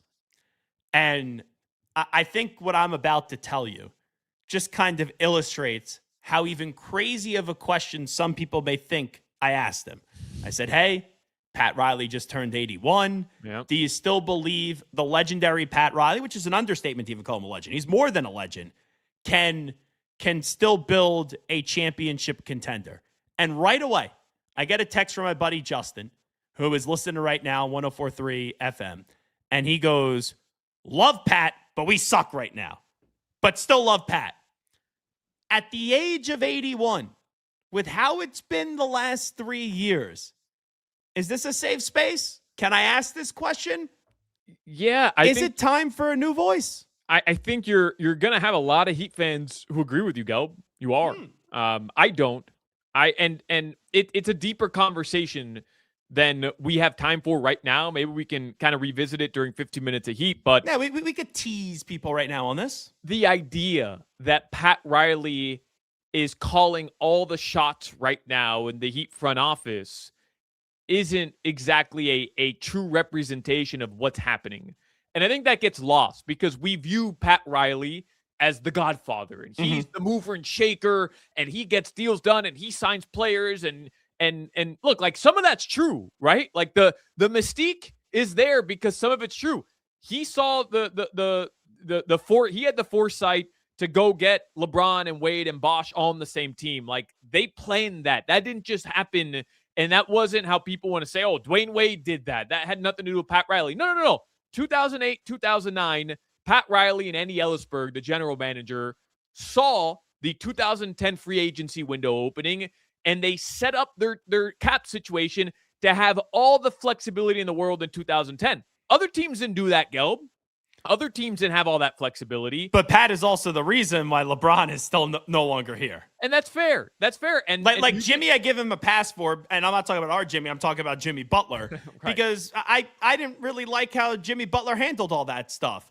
But the big reason why LeBron didn't continue to be in Miami Heat was Pat Riley. And there's a lot of Heat fans who feel like he messed up the Jimmy situation as well. Again, I don't feel that way because you were in the exact same spot with Jimmy, even though you got to the finals 4 years ago. But a year after, the exact same spot as you are right now, why would you have paid a 37-year-old, top 15, top 20 money to be in the exact same situation that you ultimately are in now? All I'm going to say, the Heat is going to get turned up on Pat if Giannis is made available and that they're not able to land Giannis, because then the conversations will become, where is this thing building towards? Because Heat fans should not settle for just being a play-in team with no actual thought that they could go do damage, especially this year. And I'm not saying that they were expected to do much this year, but the East is wide open. Like, if you ask me right now who's going to get to the NBA Finals, I can't believe I'm going to say it. It's the Boston Celtics, and I would not have thought that before the season commenced. Yeah, I thought they were going to be in a rebuild mode. Gelb, you're not wrong here. Like, the Heat has turned up on the Heat organization 100%, no pun intended. You're 4 straight years. You're a playing tournament team. 4 straight years. You can't be that when you have the guy sitting atop the organization who's he's the person everybody looks at, right? To kind of run this ship. And his mantra is there's winning and there's misery. And the Heat, aside from the fact that they haven't won an NBA title since 2013, over a decade now, play-in tournament team is the epitome of mediocrity. And you're about to do it for the 4th straight season. And here's the thing with the NBA. When you're a legend, you're allowed the freedom to stay. Like, look at what happened.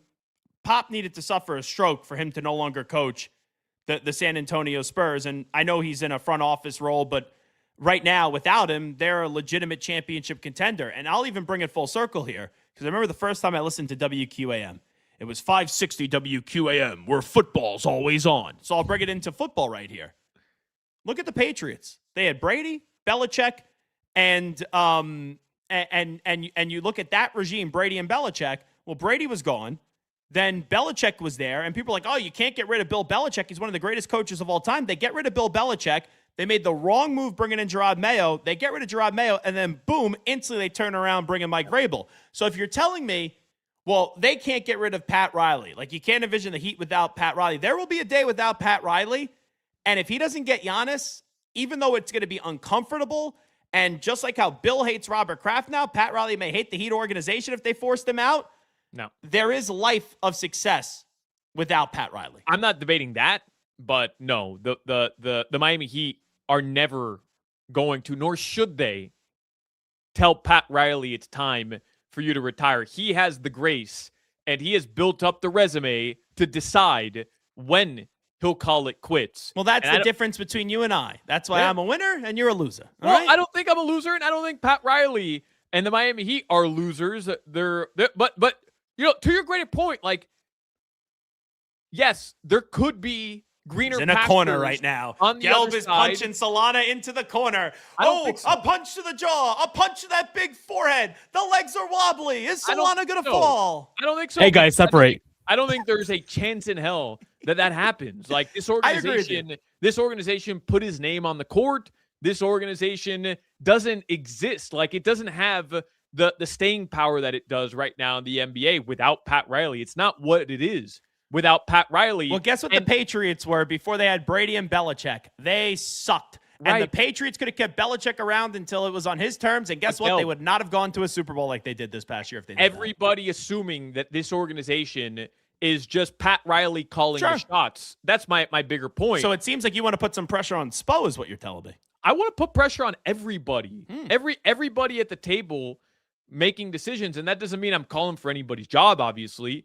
But, you know, the time has to come where major decisions have to be made.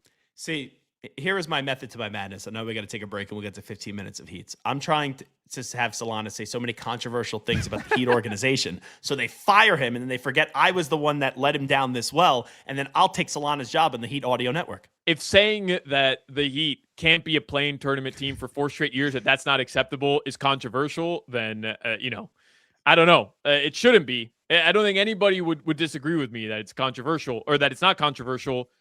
I mean, you're the 10th seed in the Eastern Conference. You're lucky there's a playing tournament because you wouldn't even be a playoff team. You're lucky all these teams tanked too. 6 years ago.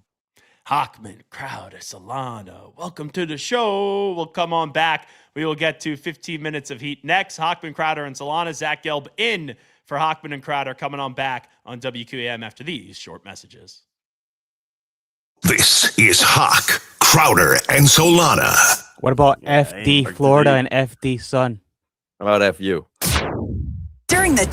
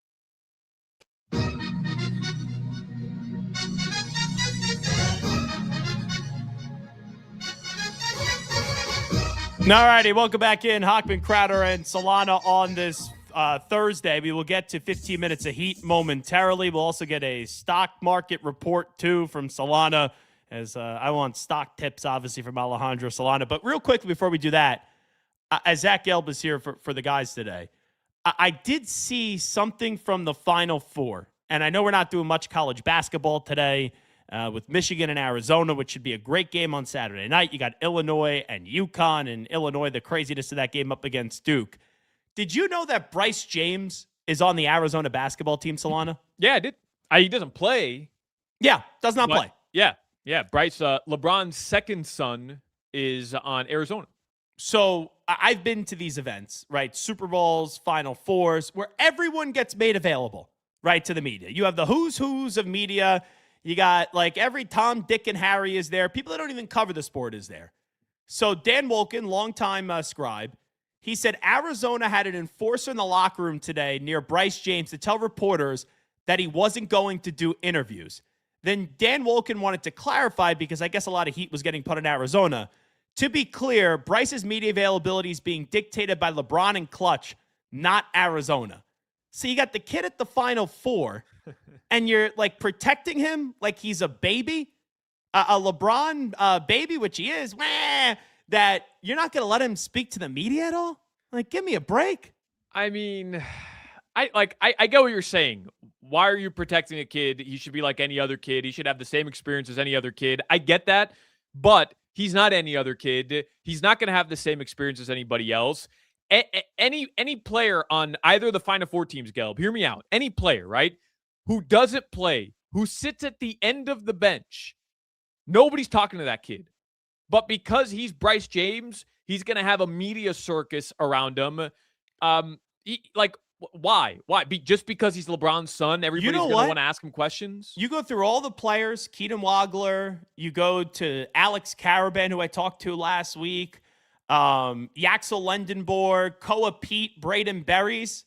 If I was a media member and I'm there, yeah, I think I'd want to talk to Bryce the most. Well, that's my I think point. it'd be the most captivating interview. But only because he's LeBron's son. But what are they going to ask? This is my question. This is sometimes where you got people that are stepping in and making a bigger deal out of something. If he would have spoke, what is he saying? Seriously. Do you think when do you think your dad's going to retire? Do you want to play in the NBA with your father? Maybe they ask a question, someone, goes on the whole, do you think your brother deserves to be in the NBA? That's the most controversial thing. Outside of that, what is going to be asked to Bryce James that is going to be so offensive that if this is true, that Clutch Sports and LeBron are trying to protect the kid and not let him speak to the media? Well, what is going to be there that's going to be asked that is so offensive? If there was a reason to protect the kid, I would get it. But what are you protecting him for? There's nothing. It's state secrets, man. It's the James family state secrets. I'm with you. Like, break. What could possibly go wrong? What do you eat for Taco Tuesday? Like, what do you put in your taco? What's the effing question? They're going to ask him about the run. They're going to ask him about wanting to play. Does he think he can start next year? Like all that stuff. No, I get it. But I also think there's some truth to the fact that, hey, why do you guys want to talk to my son? Because he's my son. We don't want him to have that experience. And it's not the worst situation. Welcome to the big leagues. If you're LeBron and you have that type of power, I understand him wanting to protect his son. Because I think any dad would want to do that as well. Yeah, but now you're in college basketball where it's basically a professional sport. The team is at the Final Four. And am I incredulous about this? I know I sound like it, but I'm really not. But now this becomes a story where if you were to just let the kid speak, yeah, it's a big crowd. I trust the kid's not going to say anything crazy, and there's really nothing crazy to ask him. You don't know that, though. Maybe Bryce is a wild card. Do you know anything about Bryce? I don't. I remember seeing a lot of TikTok dances of him during the pandemic. Yeah, I do remember that. He wears goggles and he plays on Arizona. Like that's all. And he went to Sierra Canyon. That's all I know about The him. only thing controversial that would be asked, do you think Bronny deserves to be in the association? Right? Like that would be it. Which would be controversial. And that's kind of the last year story. Like, does anyone care about Bronny? I haven't heard a peep about Bronny James this year. Nah, I mean they combined for an assist the other day. LeBron to Bronny, first time ever, a father-son combined for an assist. Had a big time bucket the other day. According to JJ Redick, it was the biggest bucket in like a 20-point win. I don't know how the hell JJ Redick, he's an a-hole, by the way. He's the worst. He is such a snob. He is insufferable, and he is a pretentious prick. This is what happens. You know, he was the lovable podcast guy who was I hated him. Sipping vino with LeBron. He becomes a head coach, and then he's being called insufferable. No, I hated him before that. By Zach Gelb. You're wrong. I couldn't stand JJ Redick's guts even before. I just didn't understand what happened with JJ Redick. Like, he was cool. He was on Twitter, and he was a podcast guy, and everybody respected his opinion. Then he went on ESPN, and then he's like, I want to be a coach again. And then he's because he talked down to everybody. He talks down to everybody, and he thinks he's a lot more important than what he actually is. All right, what are these stock tips that you got for us, by the way? The Stock Market Report is sponsored by Anajar and Levine Accident Attorneys. Ding, ding, ding, ding, ding, ding, ding. Not the best day, but, you know, there's a lot going on in the world, obviously. The Dow Jones, it slipped about 0.13%, 60 points. S&P 500 advanced 0.11%, and the NASDAQ gained 0.18%. So some green. Slightly, but some green. That Stock Market Report sponsored by Anajar and Levine Accident Attorneys. Call 1-800-747-FREE. That's 1-800-747-3733. 50 is 15 in Spanish, right? 15. 50 is 50. Oh, wow. I want to do 50, though, because honestly, like, I was marinating on our conversation before, and it's such a Gelb take. Oh, Pat Riley needs to step aside. Like, all right, we got you. No, that's not what I said. I said it's fair to question. It is. If Pat Riley is still the right guy to build another championship contender in Miami, and if he doesn't get Giannis, Pat, get out the way. It's time to go. Hit the road, Jack. Just going back to that conversation, by the way, 15 Minutes of Heat, sponsored by Doral I was about to Kia. get to that right there. I'm a professional broadcaster. I could get to it. Go ahead, go. 15 Minutes of Heat on WQAM is sponsored by Doral Kia, home of the Pricito, our lowest price. Visit us at Doral Kia or DoralKia.com. I just want to start off by saying the Miami Heat are not moving on from Eric Spoelstra, because you see a lot of that now from Heat fans. Oh, this is all Spo's fault. Spo's not a real coach. They're not moving on from Spo. And there's 0% chance Mickey Harrison, who's the owner of the Miami Heat, is going to tell Pat Riley it's time to step aside. There is a 0% chance of that happening. And by the way, one of the guys who would maybe take over Pat Riley's role, a lot of people assume, like, it's not set in stone, is Mickey's son, Nick Harrison, who's been around the organization since he was a little baby, since he was a little kid. Yeah. And he's grown into an executive role, and he's widely respected as a member at the table, right? It's Mickey Harrison, the owner, Nick Harrison, his son, Pat Riley, Andy Ellisberg, Alonzo Mourning, Eric Spoelstra. There's people at the table. They're all decision makers for the Miami Heat. But there's a 0% chance they're going to tell Pat Riley to move on. But I do think the greater point here is that there should be, which is what we were talking about earlier, there should be pressure to make some sweeping changes, because you're just in the middle here. And I think it's admirable to look at how the Heat approach everything, which is we refuse to tank. We want to be competitive every single night. We're never going to tank no matter what the situation is. We refuse to be bad on purpose. And I think that's admirable. I think more I people agree with you on that. More Heat fans should celebrate that fact. And by the way, doing it that way has led them to Jimmy Butler and the Heat going to the NBA Finals in 2020. It led them to 3 Eastern Conference Finals appearances, 2 Eastern Conference championships in the span of 5 years with Jimmy Butler. So it's not like it's been a failure what they're doing. They lost LeBron. They didn't tank. They got back to the playoffs with Dwayne Wade in 2016 and Chris Bosh. They lost Chris Bosh and Dwayne Wade. They didn't tank. And after one season of missing the playoffs in 2017, they were back in the playoffs. And then they got Jimmy Butler. And then they went to 2 finals in 5 years. And now they're in this place again where people want them to tank again. And they refuse to do it. But more so than that, I do think, okay, you don't tank, but maybe you do something to alter what it is You that got to go seems get inevitable Giannis. here. Like you got to go get another star Right, because they've been look, trying to do that, Gelb. They've been trying to get sure. Giannis for a long time. They've been trying to get Durant for a long time. They've been trying to, and the other layer to this conversation is that, okay, for Kevin Durant, for example, they didn't want to include Kel'el Ware in the trade. But then you're playing Houston 2 weeks ago on the road, and Kel'el Ware got 4 minutes in that game, and you didn't want to include him in the trade, but you're not playing him either. So there appears to be a tiny disconnect between the front office, who they're drafting, who they covet, and who Eric Spoelstra wants to play, because he's trying to win games at all costs while the front office is trying to draft players that they believe have a high upside. If I am being fair here and honest here, if I had to say 3 parts to the Heat season in a way to describe them, and I think you cover the Heat better than anybody. Ira Windeman move over. I'm just kidding. It would be Bam's 83-point game. Like, if I'm telling the story of the Heat season, Bam's 83-point game, Norman Powell making an all-star team, and Tyler Hero, having confidence back in him. Those are the 3 things that you would say to describe the Heat season. Would there be a 4th?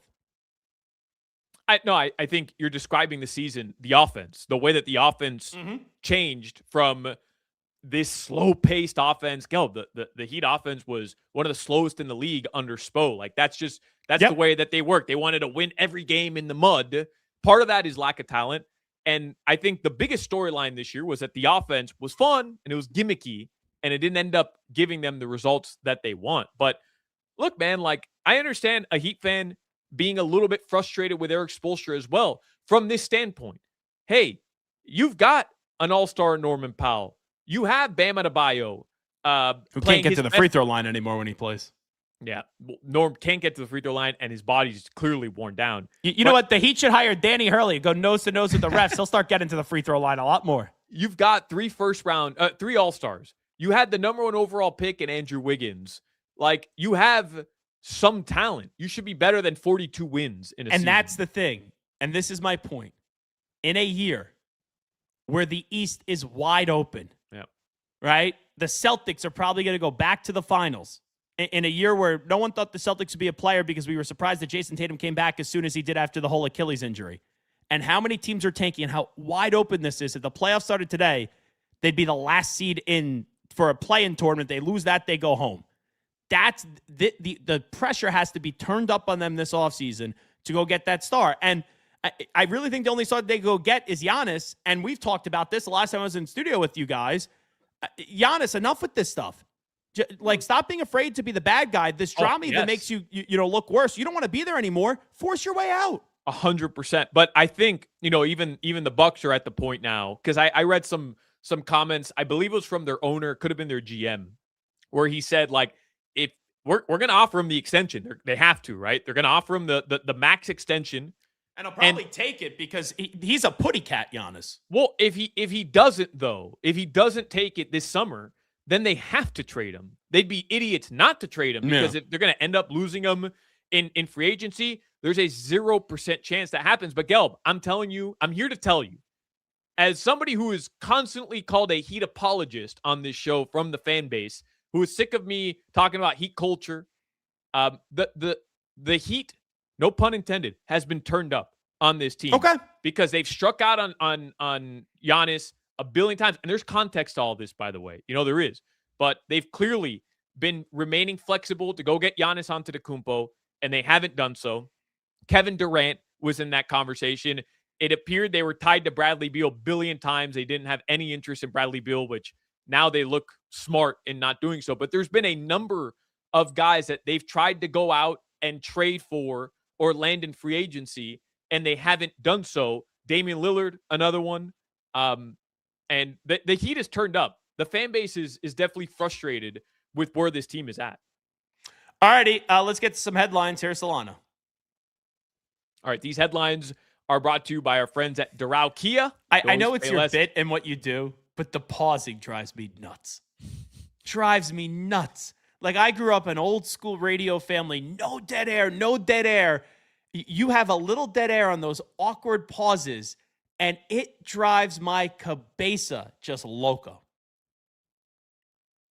What are you talking about? Oh, you want me to respond?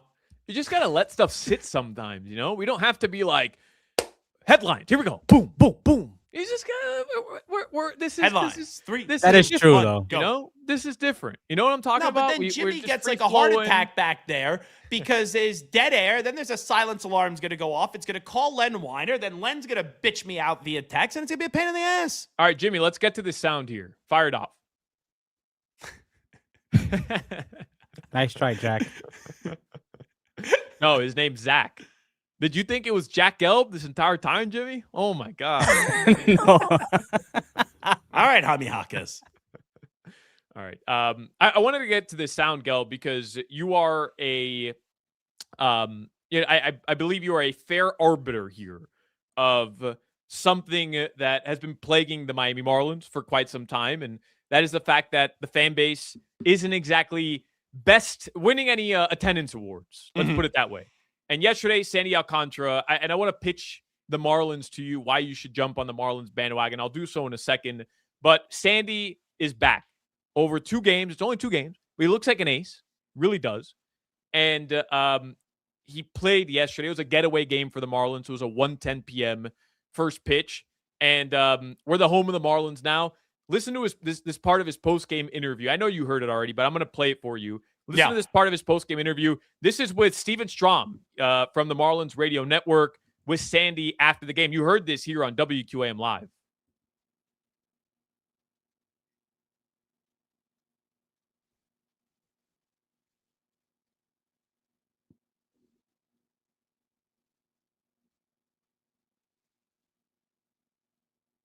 Am I supposed to hear something here? Do you not hear it? No. Oh, man.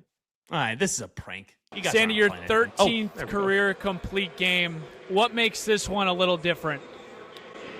A lot of different, so it's been a long time without throwing a complete game, but this one is special for me. All my family here. Fans is not here, but we still love them, because we know this is a hard sport, and they know what sometimes they gotta do something. They work the house, but yeah, today was great for me. So he kind of ripped the fans a little bit, which is something you almost never see a player do. I thought you guys were playing a prank on me because you weren't playing any sound at first, and I just went off about the no sound. I was listening to it the whole time. I don't know why there was there must have just been a little glitch here on StreamYard. My bad. So I don't think it's an issue that he ripped the fans. Well, let me rephrase it. I think Alcantara's wrong to rip the fans there for a day game. If it's a night game, different story. Weekday, day game, I'm not surprised they had announced 6,500 in the building. Yeah, I mean, I don't know. I saw David Sampson, who is a former Marlins owner. He was talking about how they never would have announced that there was only 6,500 fans in attendance for all the games. He would lie. They would lie, right? He said he flat out said we would buy 4,000 tickets and then announce. Solana, I'd be sitting there and I would say we had 24,000. 100%. They would buy 4,000 tickets at $1 each, spend $4,000, and they could lie about the attendance. But here's the thing: I commend the Marlins for not lying, because everybody knew the Marlins were lying a decade ago. Yeah. So, who are we fooling here? All right, let me ask you this. It's Wednesday at 1. Nobody's going to go to that game, even though Sandy's playing in Miami. It's just not going to happen. Don't give me a player. Pitch me on the ballpark experience because you were just there. Why should I go to a Marlins game? Because, one, there's nobody there. You're going to enjoy the hell out of it. You don't have issues parking. Legroom. You don't have issues standing or finding your seat. To me, that is, I went day 2 of this ballpark, Gelb. Day 2, game 2 of the season. There were 10,000 people there. I went. I drove to the stadium 30 minutes. I don't live far. I parked in the garage. I walked down. There was no line to get in. I walked to my seat. I didn't have to wait for an usher to check my tickets. And I had pretty good tickets. There was nobody near me. Me and my fiance just wanted to sit by ourselves. I like that. I like the idea of just being able to do whatever you want. But The stadium is beautiful. The food is unbelievable. All the right, view, sell me on the food. Like you say, unbelievable. What kind of food could we get outside of your traditional burger and dog or sausage at a ballpark? maybe unbelievable was a stretch. But bro, they have like really good food. They have a Mexican food option. They have pan con bistec options. Like they really tailor it to Miami favor. They have the one of their new spots that they opened up was Los Verdes, which is like a local Miami. You should not be a spokesperson by the. You're not selling this. You're not doing a good job. Have you been to the stadium? No, I haven't. I lived in New York. I live in New York. It's 40 degrees right now. Right, but I go in a second. It's a stadium that's closed. So anytime it's raining, they have the roof pretty much closed all the time. You don't have to worry about rain. You don't have to worry about weather. So Solana's pitches. The food is great, and no matter where you are in the ballpark, you can see the field. How are the ushers? Like, for example, if I buy an upper nicest people in the world. But if I buy an upper deck seat and there's 4,000 people in the ballpark, can I shimmy my way down? Sit wherever you want. Really? I mean, other than like right behind home plate, you're going to have issues there because those seats are always filled. But yeah, first of all, you don't have to buy tickets because you're a member of QAM now. We're happily the home of the Marlins. We got you covered. But you're not getting this. The pitch from what you just basically said, if you have young kids and you need something to do for 3 hours or so, you could take them to a Marlins game. There's not a lot of people. Time you of your get life. a ton of leg room. Time of your life. You have your kids run around. It could be their ball pit. Is that stadium? Their pitch should be to young families. That's how you're going to get more attendance there. Time of your life. It's going to be great. The kids are going to love it. They get to see Billy the Marlin. There's activations everywhere. There's a kid zone out in center field. And then for adults, like here, no joke, here's how I do this with my friends. Buy tickets. Use it as almost a pregame before going out. Games are at 4:00 on a Saturday. They have this bar in left field, the Budweiser bar. You sit out right by the Don't you know your Budweiser birthday bar. every year at the Marlins game? Every year at Marlins Park, Lone Depot Park, I tell my friends, hey, Jimmy, you were invited last year. Were you invited? Yes, I was, and Jimmy, I arrived. Not arrived. I went to the game. You attended. I attended the game. Jimmy, is it not a great experience? Everybody does whatever the hell they want, but we're going to be out in left field at the bar. And then in the 7th inning, we're going to the club right downstairs. And that's our pregame. And then after that, we're in the heart of Little Havana. We're going out in Brickell, or we're going out to the Gables. And it's a perfect launching pad to go out. When's your wedding? Do you have a date for this wedding yet? Probably next year. We don't have a confirmed date yet. Okay. Just give me a yes or no. Did they get an invite? You? No. I'm going to give you some names here. Oh, okay. Mark Hochman. Maybe. Channing Crowder. You got to invite Channing. At least he'll give you a good gift. Yeah, man. All these guys are going to be invited. Jimmy? Even Jimmy, I guess, will be attending. Dan Day? Yeah, I think I'll invite Dan Day. Oh, that was it. Did you see the inflection in that voice? Yeah, this is gonna get awkward. What are you doing? You're trying to pin me against my my radio partners? Like, what are you doing here? Len Weiner. 100%. Claudia. 1,000%. Zach Gelb. 0%. Oh, that's what I kind of figured. All right, what other headlines have we got? But just your take on Sandy saying that, like you have any issues? Some Marlins fans were rubbed the wrong way a little bit. I thought the timing of it, the message was right. The timing of it wasn't. You can't say it during a day game. You can't. If it was 7:15 night game, right? You were saying it was during the day. If it's 7:15 night game and he said it, I could understand it. During a day game, sorry, not during the week. We had mentioned earlier in the show college basketball. What was your take on Dan Hurley putting his face in the official's face? Like, were you okay with that? Were you upset with that? So I was talking to John Beilein yesterday, the former Michigan coach, and he does not like Dan Hurley's antics. He thinks that's bad sideline decorum. The bottom line is, for me, Dan Hurley's the face of the sport. Just like how LeBron gets away with some stuff that he shouldn't get away with, Dan Hurley's going to get away with stuff that he shouldn't get away with. Like, he was wrong in that instance. I don't care what the official has said. But in that case, you can't do that. However, when you punch your ticket to another Final Four and it didn't cost you? Like, am I going to sit there and lose my mind about it? No. They should have teed him up, man. Should have teed him up. Could you imagine they would have lost the game because of that? Yeah, I get why it would have been controversial. I understand why it would have sucked because the ending was epic, but you can't do that. You know who needs to have some fire like that Dan Hurley fire? Pat Riley. Get out of here. All right. Now Gelb's just trying to troll me. Now he's just trying to piss me off. And it's working, by the way. Your tournament schedule. Yeah, that forehead of yours, that large forehead is red. UConn and Illinois, 6 p.m. on Saturday. Michigan and Arizona, 9 p.m. on Saturday. The battle of the 1 seeds on Saturday. Tonight, the Florida Panthers, they host the Boston Bruins. Listen to the game here on FM 104.3 WQAM. The Marlins, by the way, they're 5-1. They have a better record than the Dodgers over the past 101 games, Gelb. The Marlins are legit, and they're going to play the Yankees tomorrow. You can listen to the game here on AM 560. Your weather in South Florida. Right now, it is 80 degrees. Tonight, the lows, they're going to drop into the 70s. That weather report is brought to you by Tornado Roofing and Contracting. Storm season is coming. Gelb is so uncomfortable. Make sure your home is ready. Get your free roof and window estimate today. Visit tornadoroofing.com.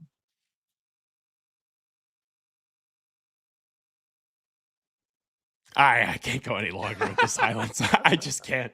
We had a staring contest. I blinked first.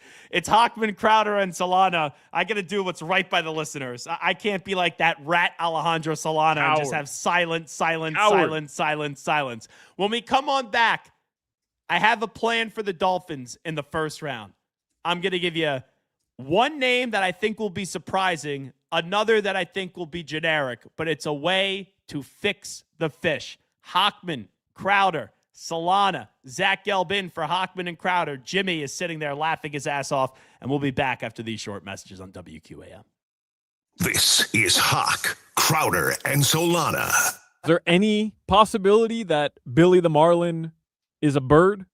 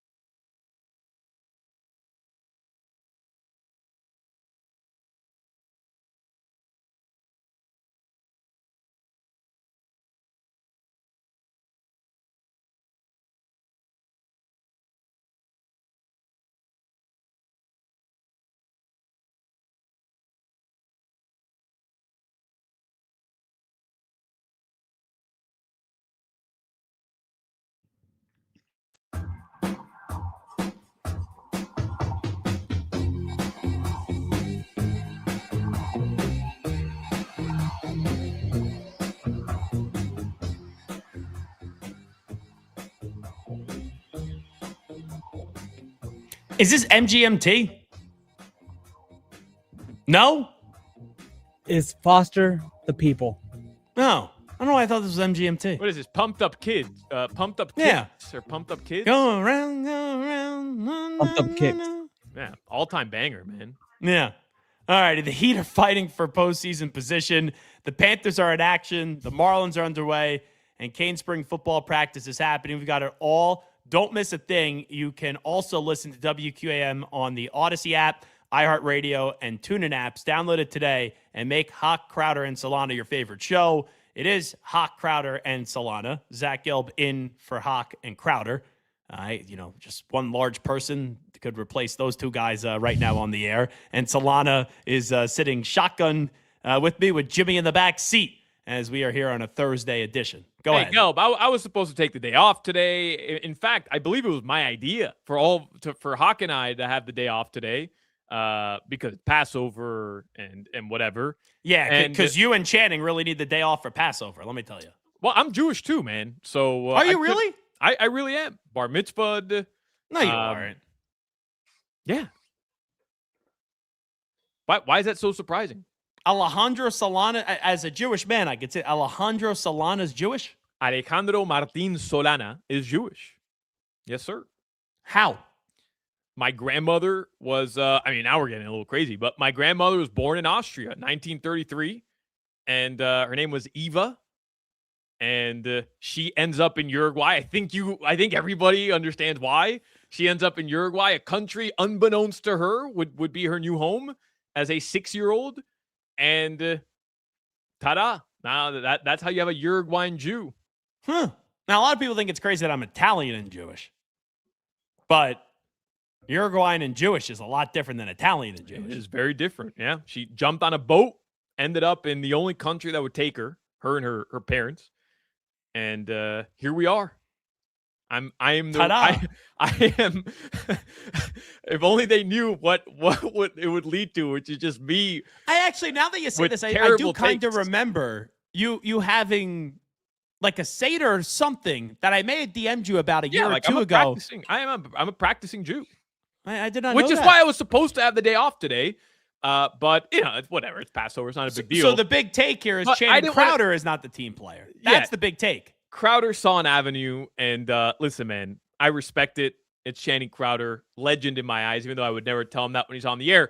But I didn't want to leave you solo. And Jimmy doesn't like you. So I said, all right. That is not true. I'll do. Jimmy's told me off the air, Gelb. Jimmy's told me off the air a million times. When I told him you're filling in today, he said he almost quit because he just doesn't like you. That's how much. So I decided I'm not going to leave my guy Gelby by himself on the first day Gelby. of doing our show. I want to be here for you, man. Yeah, the guy that did national radio solo for 8 years could not have hosted a show. Well, I'm trying to sabotage you. I don't know if you've noticed, but I'm trying my best to sabotage you so that Len, says, "Hey, this guy's done." Actually, Len texted me. Did he? He really? goes, "You're exposing all the flaws of Solana." It's crazy that I just realized them after all these years. That I believe. I got a plan for the Dolphins. All right, let's hear it. And this is a genuine attempt to put this team in a position to actually evaluate Malik Willis, who's on a 3-year contract with $45 million guaranteed.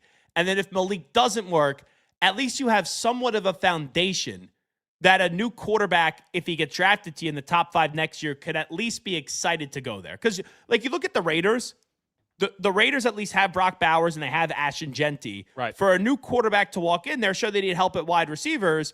But for Fernando Mendoza, it's not as if you're walking in, you go, oh, I got absolutely nothing around you. Like the Giants, right? You would agree. The Giants. And I know that situation. Malik Neighbors.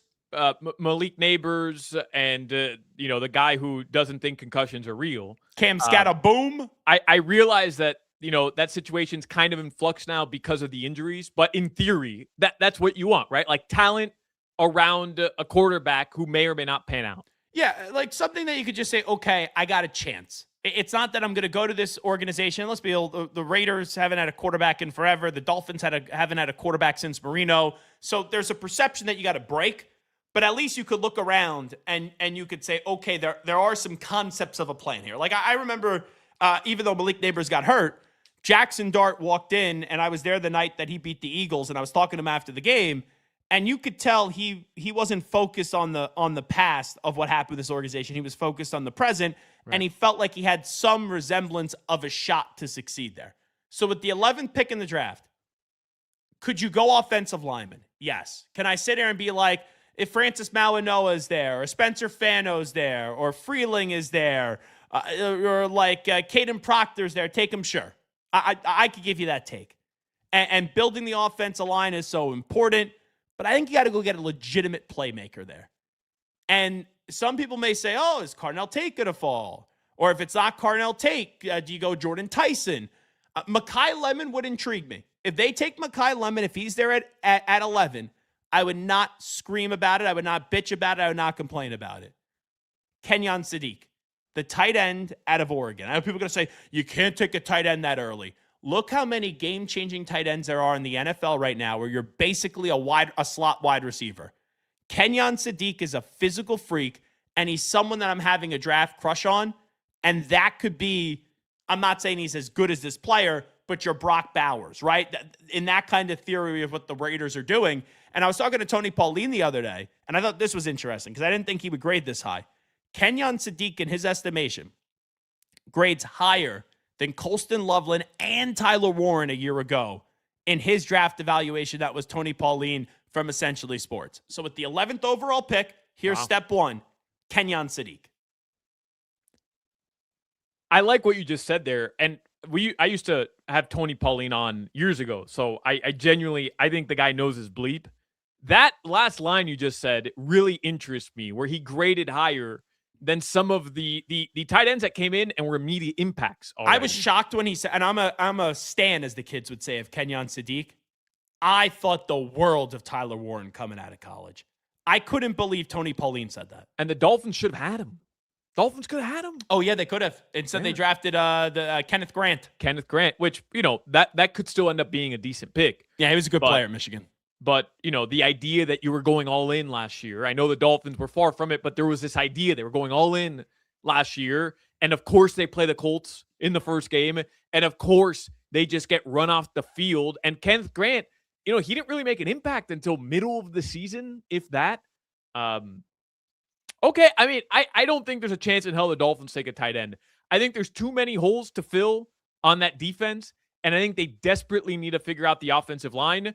But I don't hate where your head is at. I don't hate it. I'm not saying he's going to be this good, but if I tell you the Dolphins could get Kelsey or Kittle or a Laporta or a Bowers, you would take that with the 11th pick. Sign me up 100%, especially knowing you have a quarterback who doesn't have weapons. Or Trey McBride even, right? Trey McBride is exceptional. Sign me up. You literally have a quarterback right now with no weapons other than Devon Achane.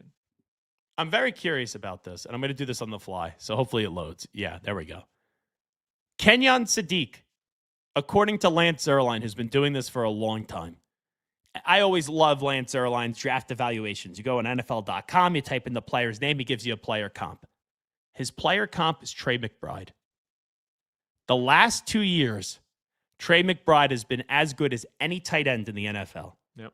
If you could get a Trey McBride on this team on a rookie contract, even if Malik Willis doesn't work, you draft Arch Manning next year or Dante Moore the next year or Julian Sayin the next year, they would be excited to play with the player like Kenyon Sadiq. I preface this by saying it's a risk because he got better as it did go on this past year at Oregon, but it's not like you look at his stats and you're blown away by the career of Kenyon Sadiq.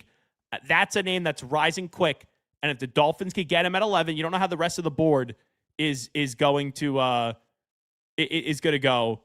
I think that would be a name of interest. I got one more name for you for 30. Do you want me to give it on the other side? Do you want me to tease?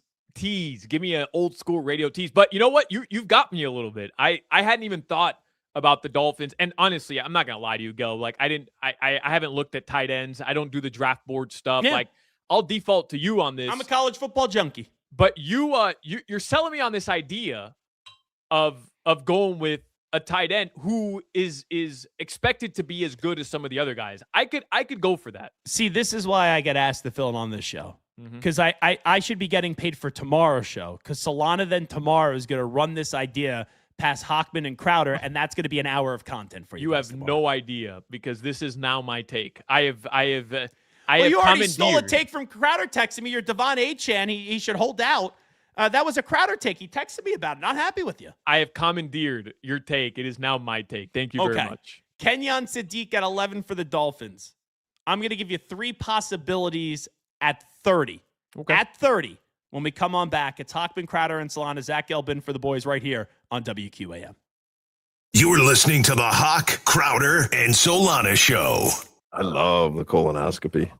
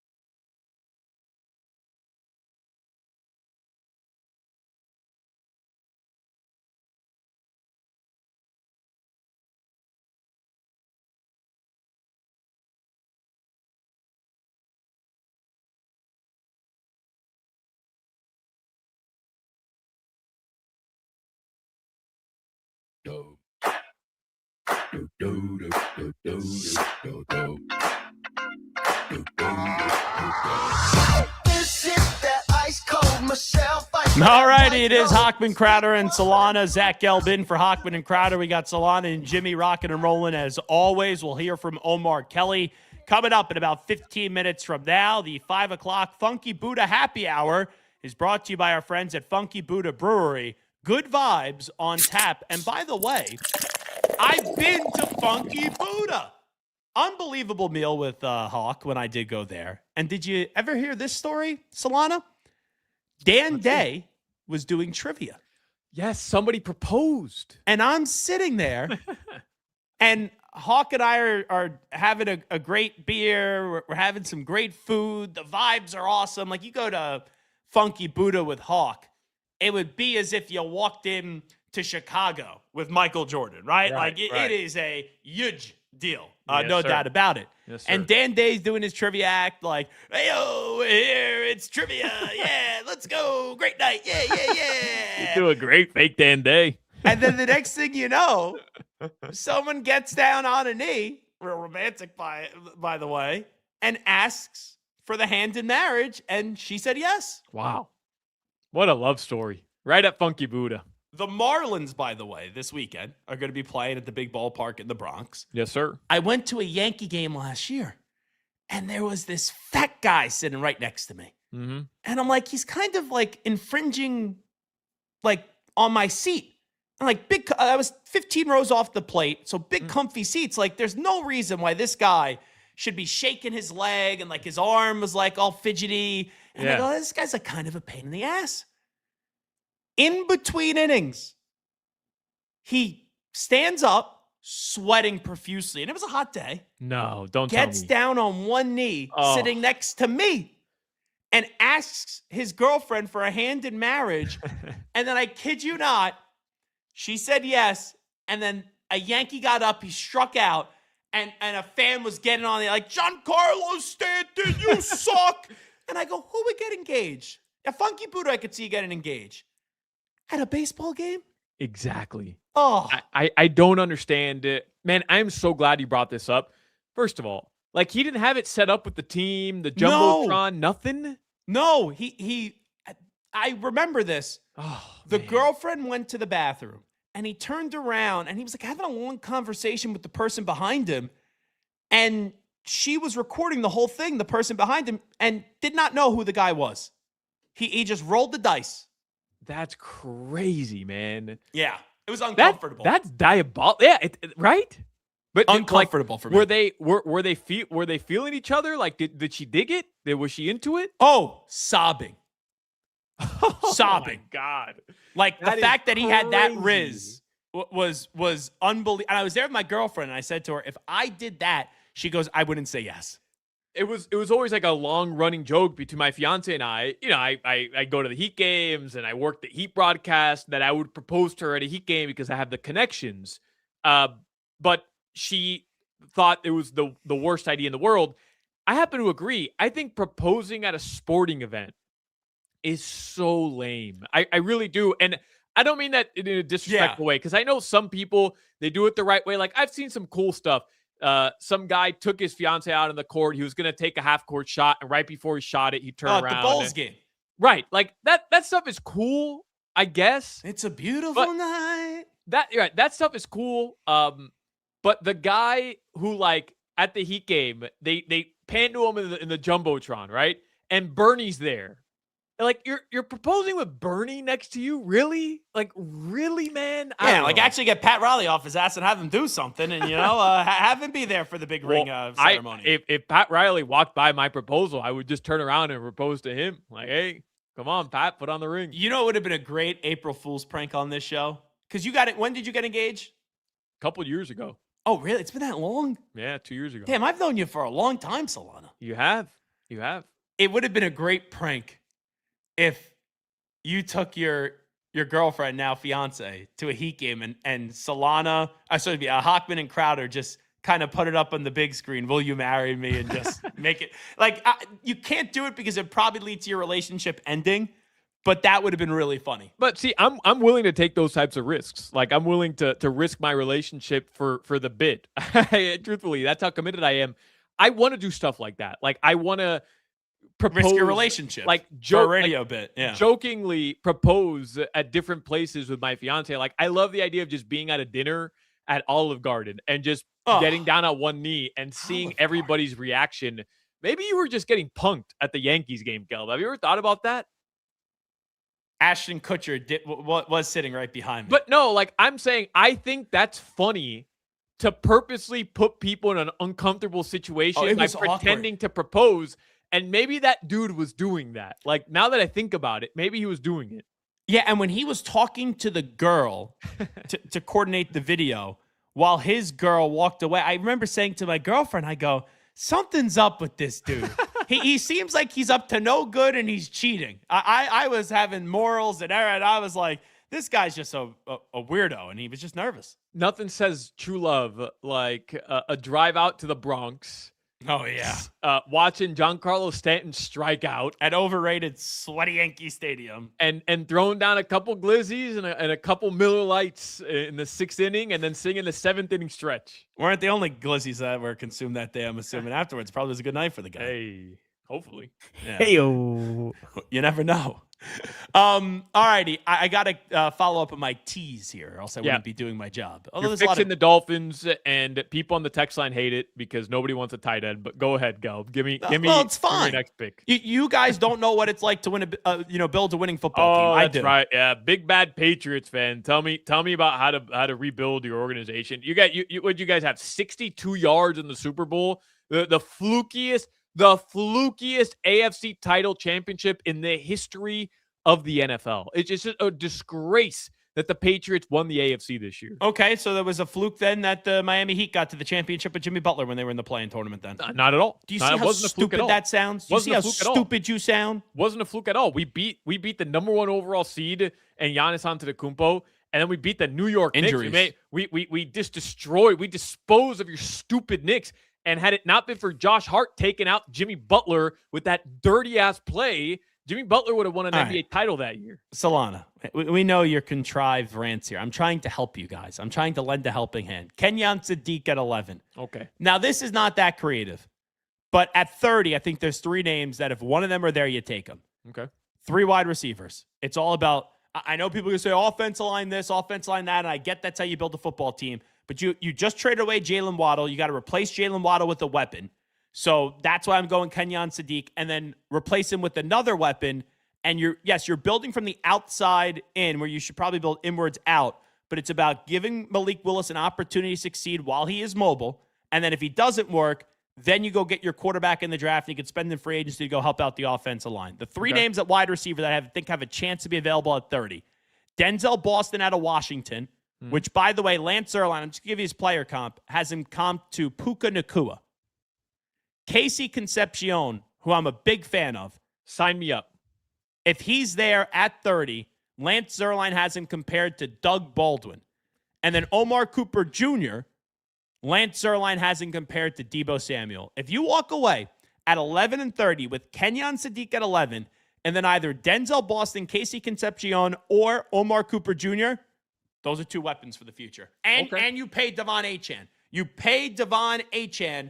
Then you go sign an offensive lineman in free agency next year, and you have Arch Manning or Julian Sayin or whoever the quarterback may be next year for the Dolphins. So, first of all, I love Casey Concepcion. And I'm already better at my job than Chris Greer ever was at his job. I mean, you set the bar very low. I love Casey Concepcion for 2 reasons. One, he won me an NCAA title at NCAA 25 last year. I love that dude. I was the NC State Wolfpack, and that guy was an effing monster. And 2, he's from Rochester, New York, which I have family from. Oh, really? Sign me up for Casey tour we could go on. Yeah, let me know. Greece Athena, baby. Let me know. So I love Casey Concepcion, and no joke, dude's a baller. Like, he was awesome at Texas A&M last year. Gelb, Dolphins fans are going to be losing their mind if you have 2 first-round picks and they're both going to weapons on the offense. But I'll tell you what, I like your plan because you have a boatload of 2nd and 3rd round picks. You're picking 7 times on day 2. That's where you should be finding your big guys. That's where you should be building the trenches. That's where you should be spending your draft capital at kind of bulking up your team. If there's weapons out there to be had, I'm not opposed to getting them if they're legitimately good weapons. Yeah, and that's a thing. The Dolphins should be in a position where you're drafting the best player available. And you got to, if you grab an offensive lineman, let's say at 11, and then a defensive player at 30, how are you going to accurately view Malik Willis this year when Devon Achane could get traded before the start of the season? Like, if they trade Devon Achane even during the start of the season or midway through the season, how are you evaluating the quarterback? You got to get him some weapons. All righty, let's get to some headlines, Solana, because I know we got to get to Omar Kelly in about 5 to 10 minutes. Just, I feel dirty. We're talking about stadium proposals, and it just pisses me off. Like, not a fan. Yeah, Jimmy, don't do that eventually, all right? We'll see. I could see Jimmy at a Marlins game. Oh, one of about 6,000 fans. 100%. Everyone doing the fish. Yeah. Jimmy. Alexandra, you're the most beautiful girl I've ever seen. You make me feel so happy. Will you marry me? And then Sandy Alcantara's like, screw this proposal. We need about like 10,000 more people in the stadium. Jimmy at a St. Thomas University women's volleyball game. That's what I could see. I think we can at least give him FIU. At least give him FIU, all right? He's a big volleyball fan, Jimmy. Jimmy used to be a volleyball player. Oh, really? You didn't know. Yeah. High school. Volleyball? Yeah, I played in high school. Not very good, but I played. Yeah, actually, Jimmy, I would advise you go to FAU's campus. I think you do well on FAU campus. All right? Fair enough. The big story today was that Kirk Cousins is headed to Las Vegas. He signed a 5-year, $170 million deal, but it's basically a 1-year, $20 million deal. And the Falcons are paying $8 million of that money this season. That means Fernando Mendoza will probably not see the field until November 1st. Yep. And you'll have Kirk Cousins start the first 2 months of the season. It'll be a snooze fest. There's no doubt, right, that the Raiders are taking Fernando Mendoza. Like, have you seen anybody suggesting that they're not, other than, I guess, Dan Orlovsky, who thinks Ty Simpson is the better quarterback prospect? But, like, have you seen anybody that legitimately believes the Raiders aren't taking Mendoza? No.